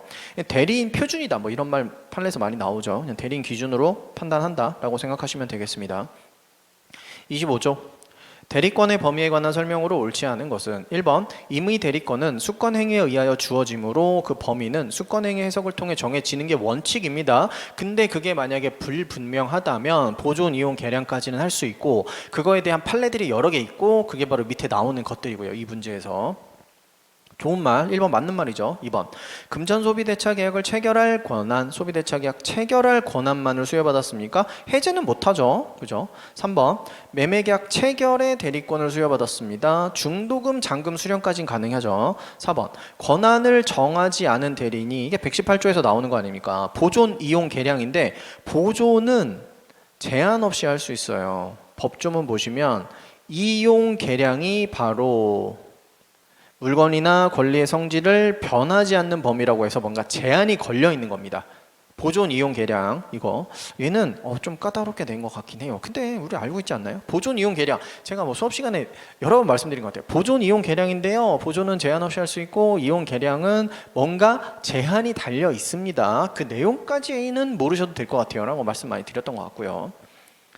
사실 뭐 말씀 안 드린 게 있겠습니까? 거의 다 말씀드렸고 아까 전에 말씀 안 드린 거는 수업 시간에 안 했던 거는 또 안 했다고 말씀드렸잖아요. 그렇죠? 근데 뭐 거의 다 해서 26번 미성년자 갑의 친권자 을은 자신의 채무를 상환할 목적으로 갑을 대리하여 갑 소유 X 부동산에 관하여 병과 매매 계약을 체결했대요. 일단 갑 미성년자 그리고 친권자인데 제가 아래 그리는 이유는 이게 무슨 느낌이니까 대리행위 같은 느낌이거든요. 자신의 채무를 상환할 목적으로 갑을 대리하여 갑소유 X 부동산에 대하여 갑소유 X 부동산 병에게 X 매도를 해버렸네요. X 매도할 수 있어요? 을이? 할 수 있죠. 누구예요? 법정 대리인이잖아요. 그렇죠? 법정 대리인은 본인이 미성년자가 가지고 있는 뭐 재산권 같은 거 다 대리해서 행사할 수 있는 겁니다. 이해상반행위 아닌가요? 여기 1번에서 나오죠. 그렇죠? 을의 대리행위는 이해상반행위다. 이해상반행위입니까? 을이 자신의 채무를 상환할 목적이라면서 그럼 얘한테만 플러스가 되고 얘한테는 마이너스만 되는 거니까 이해상반행위? 그렇게 보시면 안 되고 여기서는 이해상반행위는 굉장히 형식적으로 봐야 된다고 말씀드렸잖아요. 그 형식적이라는 게 을한테는 플러스 갑한테는 마이너스가 형식적이 아니고 여기에 을이 들어가야지 이해상반행위로 보는 겁니다. 아시겠죠? 갑이 을을 대리하고 을이랑 같이 거래를 해. 을에 대해서 거래를 해. 그렇다면 이해상반행위가 세팅이 되는 거예요. 아시겠죠? 이거는 대리권 남용으로 푸셔야 되는 문제입니다. 대리권 남용. 아까 전에 보셨듯이. 그래서 을의 대리행위는 이해상반행위 아니에요. 이건 아닙니다. 2번 을의 배임적 의도에 대해 병이 악이더라도 병은 갑에 대해 표현대리 성립을 주장할 수 있다? 뭔 얘기지? 을의 배임적 의도가 있잖아요. 그럼 병이 그걸 알고 있었대. 근데 그럼에도 불구하고 병이 갑에 대해서 표현대리의 성립을 주장할 수 있다. 병은 뭘 하고 싶은 거죠? 이 거래를 유효로 만들고 싶은 거고요. 갑은 이 거래를 무효로 만들고 싶은 거거든요. 그럼 병이 그래서 주장하는 것 중에 하나가 표현대리가 성립한 거 아니야? 라고 주장하고 싶은데 표현대리가 125든 126이든 129든 요건 중에 뭐가 들어있죠? 상대방의 선의무과실이 들어있어요. 법조문에선 제3자라고 표현하지만 그걸 우리는 표현대리의 상대방으로 해석을 하고 상대방의 선의무과실이라는 게 요건으로 들어있단 말입니다. 즉 표현대리가 성립하기 위해서는 그 대리행위의 상대방이 뭐여야 돼? 그 대리행위에 대해서 대리권 없음에 대해서 선의무과실이어야 된단 말입니다. 근데 여기서 악이라 그랬잖아요. 악이. 그쵸? 악이면 선의무과실이 아니죠. 선의무과실이 아니면 표현대리 125, 126, 129가 적용될 여지가 없다라는 거에서 여기서 끝나는 거예요. 아시겠죠? 조금 까다로운 선택지였던 것 같습니다. 2번. 3번 을의 배임적 의도에 대해 병이 선의 무과실이고 정이 악이래요. 아, 정한테까지 넘어갔나 봐요. 이렇게 정이 악인 경우 정은 X부동산의 소유권을 취득할 수 없다. 자, 대리권 남용이라 그랬잖아요. 얘를 풀 때는 이해상반 행위 아니고 대리권 남용으로 풀어야 되는데 대리권 남용은 일단 유효예요. 유효하다는 건 누구한테 효력이 있다? 갑에게 효력이 있다예요. 하지만 무효가 되는 경우도 있습니다. 무효가 된다는 건 상대방이 알이어야 돼요. 이거 비진이 의사표시 규정을 유추 적용한다라고 하잖아요. 그렇죠? 상대방이 알았거나 알 수 있는 경우에만 무효가 된다. 즉 상대방이 선의 무과실이라면 보호가 되는 겁니다. 여기서 상대방은 병을 얘기할 수도 있고 전득자인 정을 얘기할 수도 있는 겁니다. 병이 선의 무과실이래. 아하, 그러면 병은 이쪽으로 가는 거니까 갑에게 유효가 되는 거죠. 갑에게도 유효가 되는 겁니다. 대리권 남용이라고 하더라도 병은 X에 대해서 소유권을 취득하는 거예요. 선이 무과실이라면. 그리고 한번 세탁이 되었으니까 정이 악이든 아니든 상관없습니다. 한번 세탁됐으면 그 다음부터는 쭈루루룩 유효하게 가는 거죠. 무슨 법칙? 언폐물 법칙 아닙니까? 그렇죠? 그래서 여기서 정이 악이라고 하더라도 X부동산의 소유권 취득할 수 있고요. 그 다음에 이번엔 병이 악이래. 병이 악이면 여기서 여기까지 넘어온 건 잘못됐죠. 하지만 여기서 이렇게 넘어갔는데 정이 선이야. 정이 선이면 정이 취득하게 되는 거죠. 아시겠죠? 그래서 언폐물 법칙, 만약에 선이면 얘가 선이든 악이든 상관없이 정 취득하게 되는 거고요. 얘가 악이라면 정이 선일 때만 정이 취득하게 되는 겁니다. 맞죠? 확인하시면 되고, 언폐물 법칙 한번 생각해 보세요. 27번 복대리 보겠습니다. 복대리인은 그 권한 내에서 본인을 대리한다. 얘가 법조문에 나와 있는 내용이기도 하고 법조문 그대로 갖다 박은 거죠. 복대리인에 대한 정의가 대리인이 자신의 이름으로, 즉 대리인의 이름으로 선임한 본인의 대리인이다라는 표현을 많이 쓰잖아요. 그래서 본인을 대리한다, 대리인을 대리한다라고 하면 틀리죠. 자주 나오는 오답. 2번, 법정 대리인은 본인의 승낙이 있거나 부득이한 사유가 있는 경우에만 복대리인을 선임할 수 있는 게 아니고 법정 대리인은 언제든지 복대리인을 선임할 수 있는 게 원칙 아닙니까? 대신 부득이한 사유가 있는 경우에 복대리인을 선임했을 때 책임의 정도가 좀 경감되는 것에 불과하고요. 법대가 부득이한 사유로 복대리인을 선임했으니까 법대는 본인에 대하여 선임 감독에 관한 책임만을 부담한다. 이게 중자 책임이었죠. 제가 대중소 책임이라고 하는데 법정 대리는 언제나 복대리인 선임 가능. 언제나 선임 가능이고 언제나 선임 가능이니까 그때 책임은 가장 큰 무과실 책임. 모든 책임을 져야 되는 겁니다. 임의 대리인은 뭐예요? 대리의 목적인 법률행위의 성질상 임의 대리인 자신에 의한 처리가 필요하지 않는 경우 본인이 복대리 금지의 의사를 명시하지 않는 한 복대리인 선임에 관하여 묵시적인 승낙이 있는 것으로 볼 수 있다. 임의 대리인 자신에 의한 처리가 필요한 분야가 뭐였죠? 분양 업무. 기억나십니까? 분양 업무에 대해서는 복대리인을 선임하면 안 돼요. 뭐가 없이는? 명시적인 승낙이 없이는. 그거 말고 임의 대리인 자신에 의한 처리가 필요하지 않다라는 게 일단 디폴트 값. 그러니까 복대리인 선임에 대한 묵시적 승낙이 있다는 게 디폴트 값이긴 해요. 근데 시험에 많이 나오는 게 이거. 임의 대리인 자신에 의한 처리가 필요한 그 업무가 분양 업무잖아요. 분양 업무라면 반드시 뭐가 필요하다? 명시적인 승낙이 필요하다. 이게 맨날 시험에 나오는 거죠.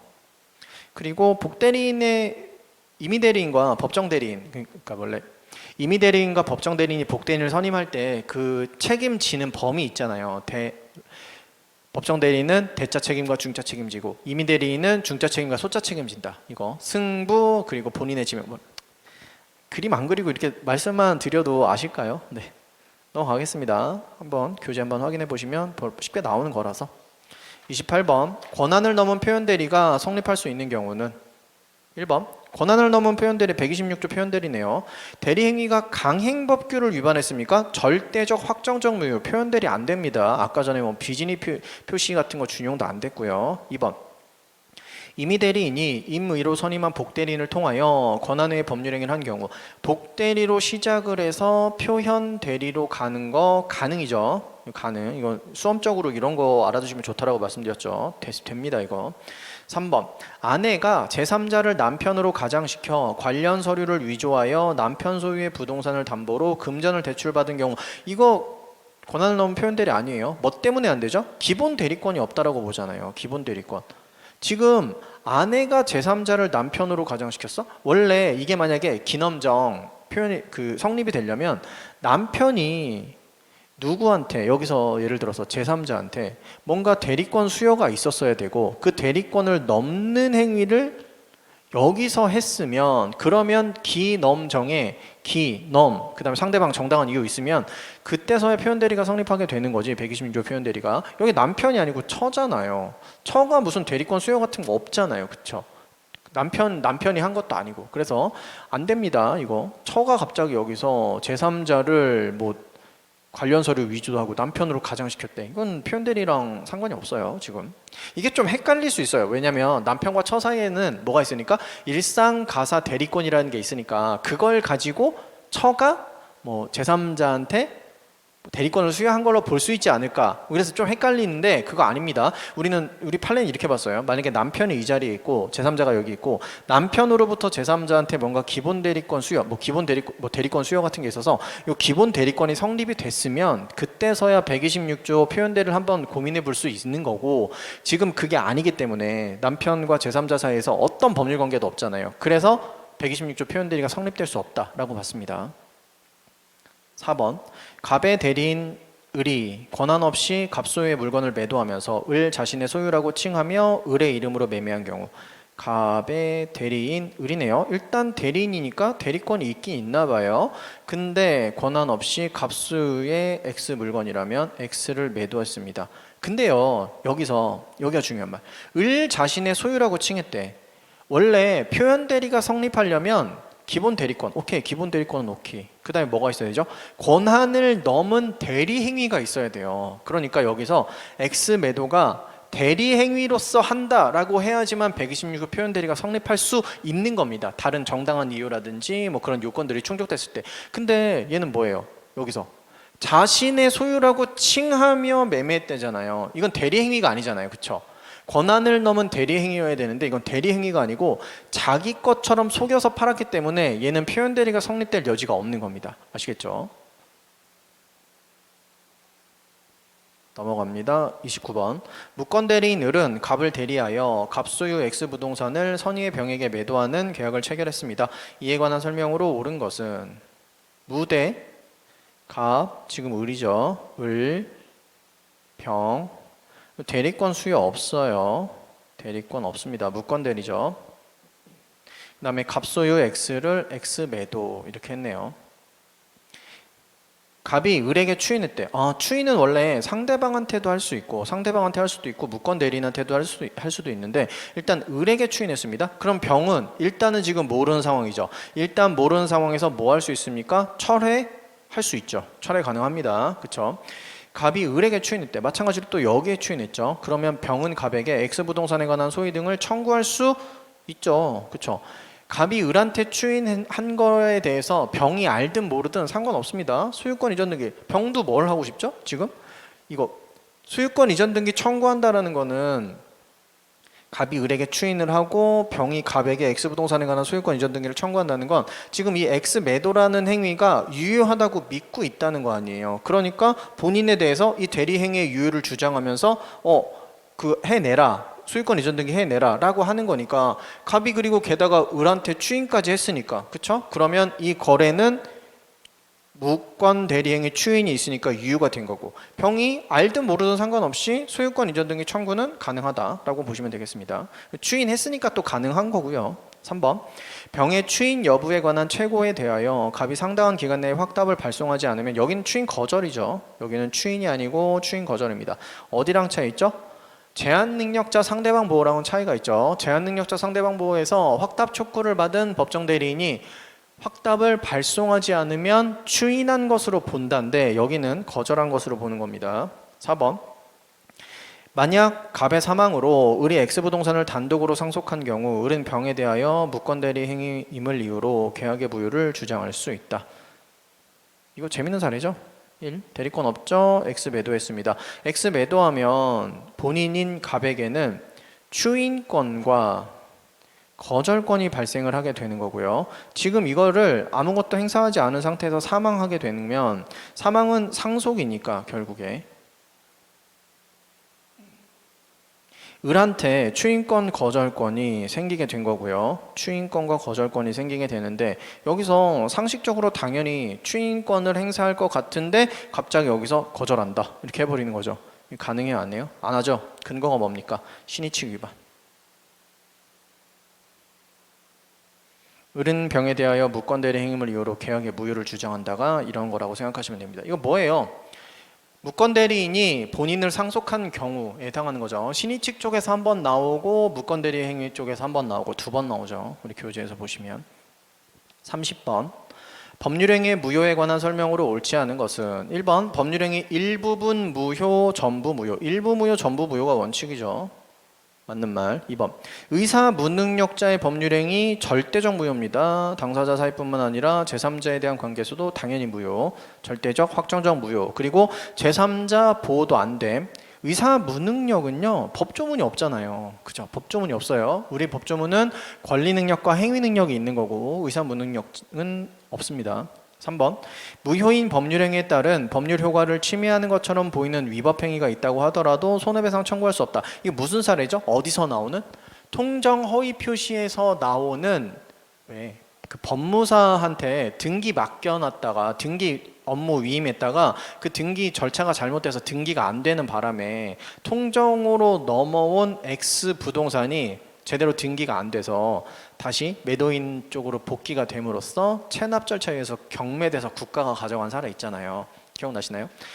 거기에서 나온 법리고 맞는 거죠. 4번 통정 허위 표시에 의한 매매계약의 당사자가 무효임을 알고 추인한 때에는 특별한 사정이 없는 한 계약을 체결한 때부터 유효한 매매로 된다. 계약을 체결한 때부터 유효한 매매로 된다라는 얘기는 소급표를 주겠다는 거죠. 자, 무효 추인 가능해요? 무효인 행위에 대한 추인은 안 되는 게 원칙이에요. 이거 오해하시면 안 됩니다. 무효행위에 대한 추인 가능하지가 아니에요. 원래 안 되는 게 원칙이야. 근데 무효임을 알고 추인한 때에는 무효 원인이 사라졌어야 되기도 하지만 어쨌든 그러면 그때부터 새로운 법률행위로 본다라고 되어 있습니다. 그래서 소급표 없어요. 아시겠죠? 31번 보겠습니다.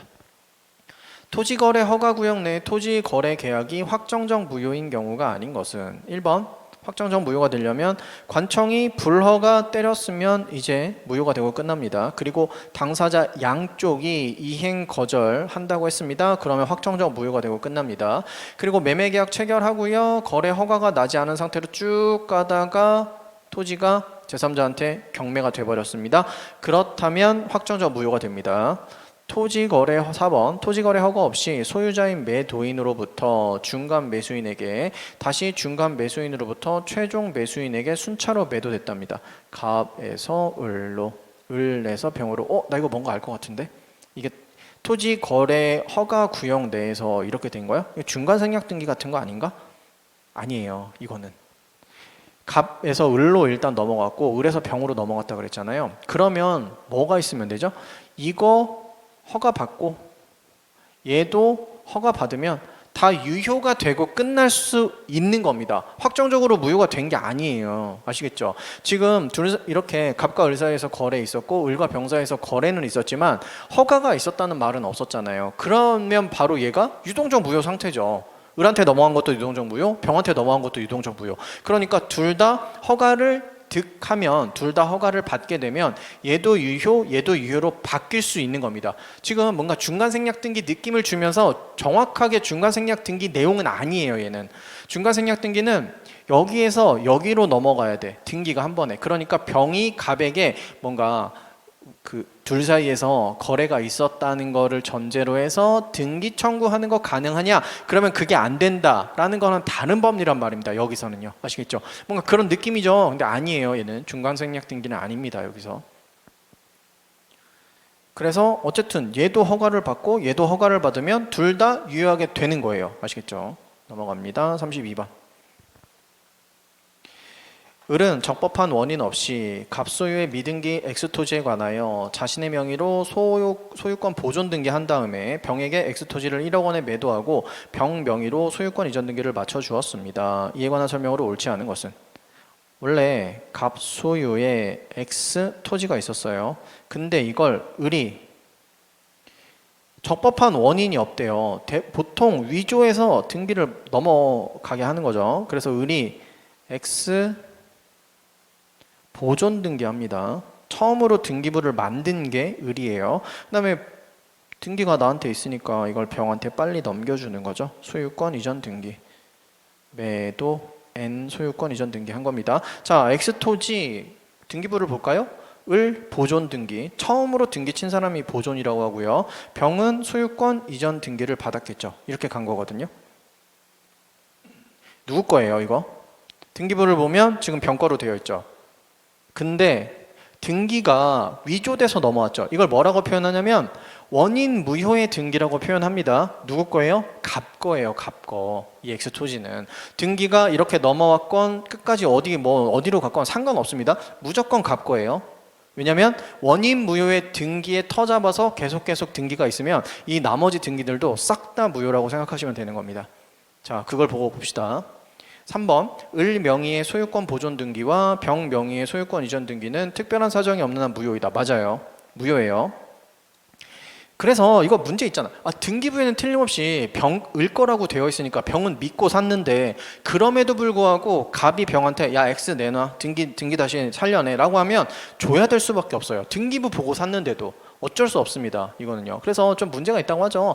등기부 등본까지 확인하고 샀으면 됐지. 이거를 을이 어떻게 취득했는지도 확인하고 사야 되나? 근데 원래는 그게 맞긴 해요. 등기는 뭐가 없어? 우리 민법상 등기에는 공신력이 없어요. 없는 게 맞습니다. 없는 게 맞아요. 우리 민법상은. 아시겠죠? 좀 문제가 있다. 아니 등기부 등본 보고 샀으면 됐지. 막 그런 문제도 있긴 합니다. 어쨌든 원인 무효의 등기 그 이후에 계속 원인 무효의 등기에 터잡아서 등기가 계속 있다고 하더라도 일단 무효예요. 다 싹 다 무효. 그럼 1번 을과 병 사이의 매매 계약은 유효하다. 그래. 이 등기가 무효야? 그러면 을과 병 사이의 계약도 무효겠네. 땡. 유효해요. 아니 왜? 왜냐면 이거는 타인 권리 매매거든요. 그냥 타인 권리 매매. 여기서 채권과 물권 거래, 채권 행위와 물권 행위를 좀 구분을 하셔야 되는데 이 매매 계약은 채권 행위예요. 채권 행위는 그냥 계약서 썼다라고 생각하시면 되고 뭐를 남긴다? 물권 행위의 이행의 여지를 남기는 게 채권 계약이에요. 을과 병 사이에서 X 토지에 대한 매매 계약을 체결한 거는 을은 나중에 어떻게 하면 되냐면요. 갑 소유의 X 토지를 획득해서 취득해서 넘겨주면 되는 거거든요. 그래서 타인 권리 매매를 무효로 볼 이유는 없다라고 봅니다. 이건 타인 권리 매매여서 그냥 유효해요. 이것도 맞는 말. 뭔가 1번과 3번이 조금 이게 모순 같은데? 근데 모순이 아닙니다. 타인 권리 매매는 일단 유효야. 그리고 등기가 넘어간 건 따로 보는 거예요. 따로. 아시겠죠? 따로 보는 겁니다. 2번. 그래서 이 문제는 결국에는 무권리자의 처분행위예요. 무권리자의 처분행위. 무권리자의 처분행위는 뭘로 적용이 되죠? 무권대리랑 약간 되게 유사하잖아요. 그러니까 무권대리를 유추 적용하기도 하고 우리 판례에서 뭐라고 얘기하기도 합니까? 사적 자치 원칙에 의해서 허용도 될 수도 있다. 뭐가 가능하다? 갑이 을의 처분행위, 무권리자의 처분행위를 추인할 수도 있는 거죠. 추인하면 그제서야 처분의 효력은 갑에게 미치게 되는 거고요. 그 다음 4번 갑이 을 처분행위를 추인하지 않더라도 추인하지 않았습니까? 갑이 을 행위에 대해서 추인 안 했어. 그러면 누구 거죠? 이 X토지는? 계속 갑 거예요. 을이 받은 매매대금 1억 원은 갑에게 반환하는 겁니까? 아니죠. 갑은요 병한테 뭐 달라고 하면 되죠? 토지 내놔 라고 하면 끝나는 겁니다. 만약에 그냥 을이 갖고 있는 1억 원을 받고 싶어, 그냥 받고 끝내고 싶어, 그러면 거래 추인하면 을한테 1억 원 받을 수 있는 겁니다. 이해가 되시죠? 그런 거예요. 이거 좀 까다롭죠. 얘는 사실 민총을 약간 벗어나는 내용이긴 합니다. 민총 범위에서 약간 벗어나는 내용 같긴 해요. 근데 어쨌든 타인 권리 매매 유효고 등기에 관련된 등기는 진짜 물권법인데 이렇게까지 나올 줄은 어쨌든 나왔으니까 이 정도만 알고 갑시다. 이 정도만 아시겠죠? 1번과 3번 이 문제는 좀 까다로웠을 것 같긴 하다. 1번과 3번이 워낙 대립되는 느낌이잖아요. 우리의 상식상 을과 병 사이에서 뭔가 거래계약 체결한 게 무효라면 등기도 무효일 거고 유효라면 등기도 유효일 것 같은데 아니 계약 체결한 건 유효인데 등기는 무효래. 이런 법리가 가능한 겁니다. 가능해요. 물권법과 채권법을 그렇게 많이 하지는 않으니까 우리가 이런 게 좀 어렵네요. 33번 보겠습니다. 취소할 수 있는 법률행위의 추인에 관한 설명으로 옳지 않은 것은 1번 취소권자는 취소할 수 있는 것임을 알고서 추인해야 되고요. 여기서 플러스 알파로 뭐 있죠? 취소 원인이 소멸하기도 해야 되죠. 취소 원인 소멸하기도 해야 되고요. 그다음 2번 법정 대리인은 취소의 원인이 소멸하기 전에 추인할 수 없다. 여기 딱 바로 나왔네요. 밑에 있었네. 근데 법대 취소의 원인이 소멸하기 전에 추인할 수 없죠. 왜냐면 취소의 원인이 소멸해야 되니까. 근데 중요한 거 법대잖아요. 법대. 법정 대리인이라면 취소의 원인이 소멸하기 전에도 추인할 수 있습니다. 뭐라고 생각하시면 되냐면 미성년자가 거래를 체결하고 왔어요. 그러면 미성년자가 법대 동의 없이 한 행위는 취소가 가능한 행위죠. 취소가 가능. 이 취소가 가능한 행위라는 건 추인도 가능하고 아니면 취소권을 행사해서 완전히 무효로 만드는 것도 가능하다는 건데 추인을 미성년자는 못할 거고 법정 대리인 할 수 있잖아요. 미성년자인 상태에서도 당연히 할 수 있는 거죠. 즉 취소의 원인이 아직 살아있지만 그럼에도 불구하고 법정 대리인은 뭘 할 수가 있다? 추인을 할 수가 있다가 되는 겁니다. 미성년자는 당연히 추인을 못하겠죠. 그쵸? 자기가 성년자로 업그레이드 된 다음에 추인 같은 거 하는 거 가능한데 법대는 취소의 원인이 소멸하기 전에 추인할 수가 있는 겁니다. 법조문에도 있고요. 그거에 대한 내용이 이거라고 생각하시면 됩니다. 미성년자가 거래 체결하고 왔어. 그 거래는 근본적인 하자가 있지. 근본적인 하자는 미성년자라는 사실인 겁니다. 취소의 원인이 미성년자라는 거잖아요. 제한능력자. 그러면 취소의 원인이 소멸되고 나서 추인해야 된다는 원칙에 따른다면 미성년자가 성년자로 업그레이드 되기 전까지는 그 거래는 추인이 안 된다예요. 말이 안 되잖아요. 법정 대리인은 추인할 수 있는 겁니다. 걔를 이렇게 표현하는 거고요. 3번 추인은 취소권자가 취소할 수 있는 법률행위의 상대방에 대한 의사표시로 한다. 이거 어떻게 해석하죠? 전득자가 생겼다고 하더라도 그쪽한테 취소권 행사하는 게 아니고 누구한테 하면 된다? 나랑 거래한, 제한능력자랑 거래한 바로 그 당사자, 상대방한테만 취소하면 되는 겁니다. 아시겠죠? 그 이후에 법률관계가 확장되었다고 하더라도 전득자들이 생겼다고 하더라도 그 전득자들한테 취소권 행사하는 거 아니라는 얘기예요. 4번 취소할 수 있는 법률행위가 취소되면 뭐가 되죠? 무효가 되는 거잖아요. 무효가 되면 취소할 수 있는 법률행위 추인 안 되고 뭐 되죠? 대신 무효행위의 추인은 가능했습니다. 기억나시나요? 네, 여기까지 하고 잠깐만 끊었다가 34번부터 진행할게요.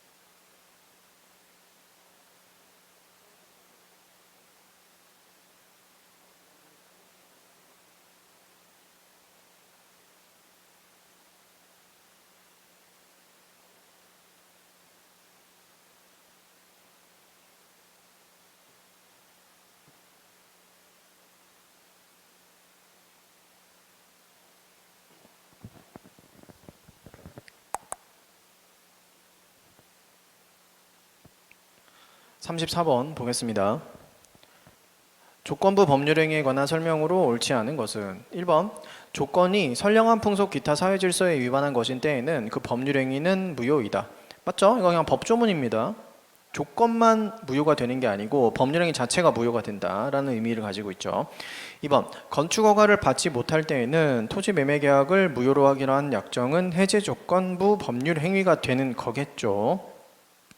이거 실제 판례는요 두 가지가 짬뽕돼 있었잖아요. 예를 들어서 아니고 그 판례에서 건축허가를 필할 때 매매계약이 성립하고 건축허가 신청이 불어되었을 때에는 이를 무효로 한다는 약정 아래 이루어진 본건계약은, 그러니까 정지조건부 법률행위와 해제조건부 법률행위가 한 계약서에 둘 다 들어있는 상황인 겁니다.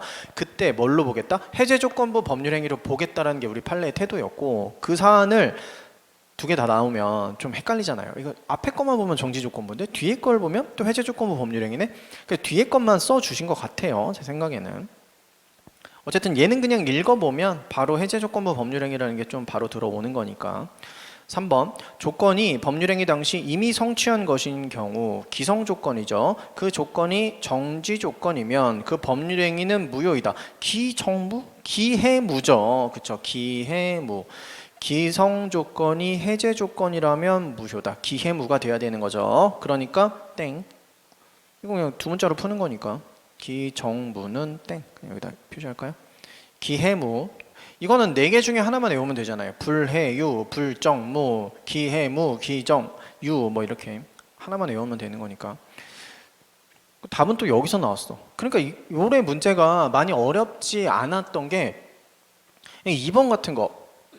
아, 내가 봤던 그 판례가 맞나? 하는 게 조금 까다로웠어. 3번에서 너무나 우리가 많이 준비했었던 내용들이 답이 돼버려서 별로 어렵지가 않았던 것 같습니다. 물론 34번 문제 자체가 좀 쉽네요. 4번 조건을 붙이는 것이 허용되지 않는 법률행위에 조건을 붙인 경우 조건만을 분리하여 무효로 할 수 없고 그 법률행위 전부가 무효가 된다. 이것도 맞는 말입니다. 조건 붙이는 것이 허용되지 않는, 아니면 조건의 내용, 여기서 아까 전에 1번에서 본 것처럼 조건 자체가 불법적인 거야. 그럼 법률행위가 전부가 무효가 된다. 이것도 맞는 거고요. 다음에 35번 보겠습니다. 기한부 법률행위에 관한 설명으로 옳지 않은 것은 1번 기한부 권리는 일반 규정에 의하여 처분 또는 담보로 할 수 없다. 이게 149조하고 150조였습니까? 148조였습니까? 민법 한번 잠깐 볼까요? 여기 보시면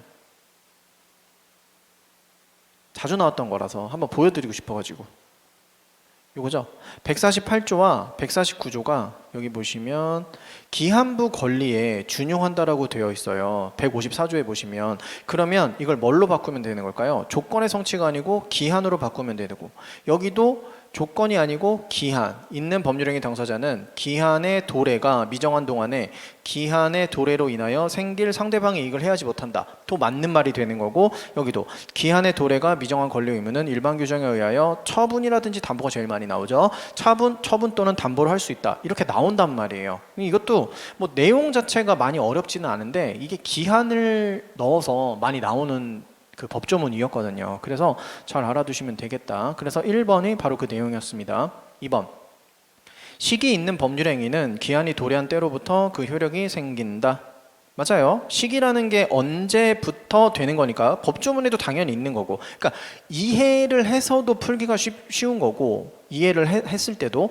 그리고 얘는 그냥 법조문에 나와 있는 그 법조문 그대로니까 그것도 이제 법조문만 좀 잘 읽으셨어도 푸실 수 있고, 그러니까 어렵지 않습니다. 3번 소급하여 효력이 발생하는 취소나 상계에는 시기를 붙이지 못하죠. 안 됩니다. 상계 취소 시기 안 돼요. 4번 기한에, 이거는 설명을 좀 해야 될까요? 너무 그냥 안 돼요. 그리고 넘어가서 상계 같은 거 우리 법조문에 보면 상계는 내가 상계 의사표시를 한 때 상계가 되는 게 아니고, 상계 의사표시를 하면 상계 적상이라는 과거 시점, 상계를 했을 때 이렇게 내가 상계라는 의사표시를 지금 하면 상계라는 게 세팅이 된 과거 시점으로 돌아가서 그때 상계가 된다라고 보는 거거든요. 그래서 상계라는 건 원래 그런 성격을 가지고 있기 때문에 시기를 붙인다는 게 일단 소급표가 있는 행위에는 뭔가 논리적으로 모순이 생겨버려요. 그래서 인정이 안 된다고 보는 겁니다. 4번 기한의 이익은 포기할 수 있지만 상대방의 이익을 해하지 못한다. 다 법조문에 관련된 내용이죠. 그리고 포기할 수 없다라고 나오면 틀리는 거. 그리고 뭐 기한의 이익에 관련해서는 기한의 이익이 누구한테 있고 뭐 이런 것도 되게 중요한 것들이 있고요. 그 다음 소멸시효에 관련된 문제들 보겠습니다.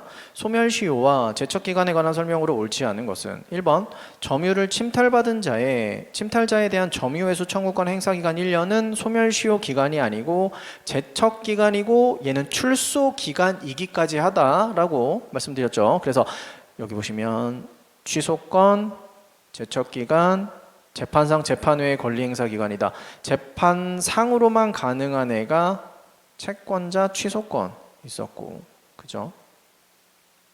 그리고 이 점유회수 청구권 제척기간이고 얘도 출소기간입니다. 재판상으로만 행사해야 된다. 그래서 재판상으로 행사해야 되는 거 두 개가 채권자 취소권과 아까 전에 위에서 보셨던 점유회수 청구권 같은 거다 정도로 두 개 알아두시면 될 것 같다. 점유보호 청구권이라고도 하고요. 그렇게 말씀드렸었고 2번 너무 쉽죠. 소멸시효 중단 가능, 제척기간 중단 안 됨. 이런 게 나와버렸습니다. 3번 소멸시효 기간 단축 가능, 제척기간 단축 안 됨. 넘어가겠습니다. 네. 37번 소멸시효에 관한 설명으로 옳지 않은 것은 1번 소유권에 기한 물권적 청구권은 예를 들어서 뭐 반환 청구라든지 방해배제 청구 이런 것들 소멸시효에 걸리지 않죠. 소유권에 기한 물청 소멸시효 인정 안 되고요. 2번 주위 토지 통행권 소멸시효에 걸리지 않는 거 알아두셔야 되고 3번 이거 뭐 설명드릴 게 없어요. 외가 없거든요. 판례에 외가 많이 없어요. 이런 것들은 그냥 인정 안 돼. 소멸시효의 대상이 안 되는 거야. 이렇게 얘기를 했어요. 왜냐하면 근거는 소유권에 관련된 내용이다 라고 생각하시면 되겠습니다. 넘어갈게요. 근저당권 설정 약정에 의한 근저당권 설정 청구권은 피담보 채권이 존속하더라도 소멸시효에 걸립니다. 내가 피담보 채권이 메인이 되는 채권이잖아요. 돈을 빌려주면서 걔거 채무자 소유의 부동산에다가 저당권을 설정하기로 약정을 한 겁니다. 그러면 나는 돈을 빌려주고 계약서에 근거해서 저당권 설정해 주세요 라고 청구할 수 있는 권리가 있죠. 걔는 소멸시효의 대상이 된다는 겁니다. 아시겠죠? 그래서 피담보 채권이 존속하더라도 근저당권 설정 청구권은 소멸시효 걸릴 수 있습니다. 4번 매수인이 목적 부동산을 인도받아 계속 점유하는 경우에는 그 소유권 이전 등기 청구권의 소멸시효가 진행하지 않는다. 이거 되게 중요하죠. 그렇죠? 계속 점유하는 경우에도 소시 진행 안 하고 게다가 플러스 뭐 했어도 처분했다고 하더라도 처분했어도 소이 등 소멸시효 진행하지 않죠. 이것도 중요한 내용. 38번 보겠습니다. 소멸시효의 기산점에 관한 설명으로 옳지 않은 것은 1번 부작위를 목적으로 하는 채권은 위반 행위를 한 때부터 법조문에 있죠. 기산점에 관련된 내용들 쭈르륵 있으니까 확인해 주시면 되고 핵심은 이 166조 1항, 2항인데 166조 1항이 일단 소멸시효는요 권리를 행사할 수 있는 때라고 되어 있어요. 행사할 수 있는 때부터 진행한다 였거든요. 물론 이 권리를 행사할 수 있는 때가 언제야 라고 해서 각 종류별 채권에 대해서 소멸시효의 기산점이 뭐는 언제 막 나오잖아요. 그렇게 개별적인 거 알아두시면 그게 가장 베스트긴 하지만 좀 까먹었어. 그러면 원칙으로 돌아가서 권리를 행사할 수 있는 때가 과연 이때가 맞는지를 가지고 좀 찾아보셔도 될 것 같긴 합니다. 이건 진짜 비상이고요. 원래 알아두셔야 되는 거예요. 2번 하자보수에 가름한 손해배상 청구권은 건물의 하자가 발생한 시점이 기산점 맞고요. 3번 위임사무로 수임인 명의 취득한 권리에 관한 위임인의 이전 청구권의 소멸시효는 특별한 사정이 없는 한 위임 계약이 종료된 때부터 진행하는 거 맞고요. 4번 기간을 정하지 않은 임치계약 해지에 따른 임치물 반환 청구권. 여기서 중요한 건 기간을 정하지 않았죠. 기간을 정하지 않았으면 임치물 반환은 언제 청구할 수 있는 겁니까? 계약하자마자 반환 청구를 할 수 있을 때부터, 그죠? 그래서 인도한 때부터입니다. 여기서는 임치계약을 해지한 때가 아니고 임치물을 인도한 때부터 임침을 반환 청구권의 소멸시효가 진행한다라고 봅니다.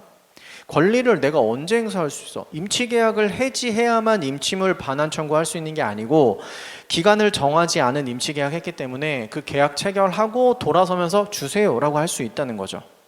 아시겠죠? 39번 보겠습니다. 채권자 갑은 날짜가 엄청 많이 나오네요. 뭔가 기간 계산 문제인가? 라고 했는데 알고 보면 기간 계산은 아니었어요. 23년 8월 10일 소제기했어요.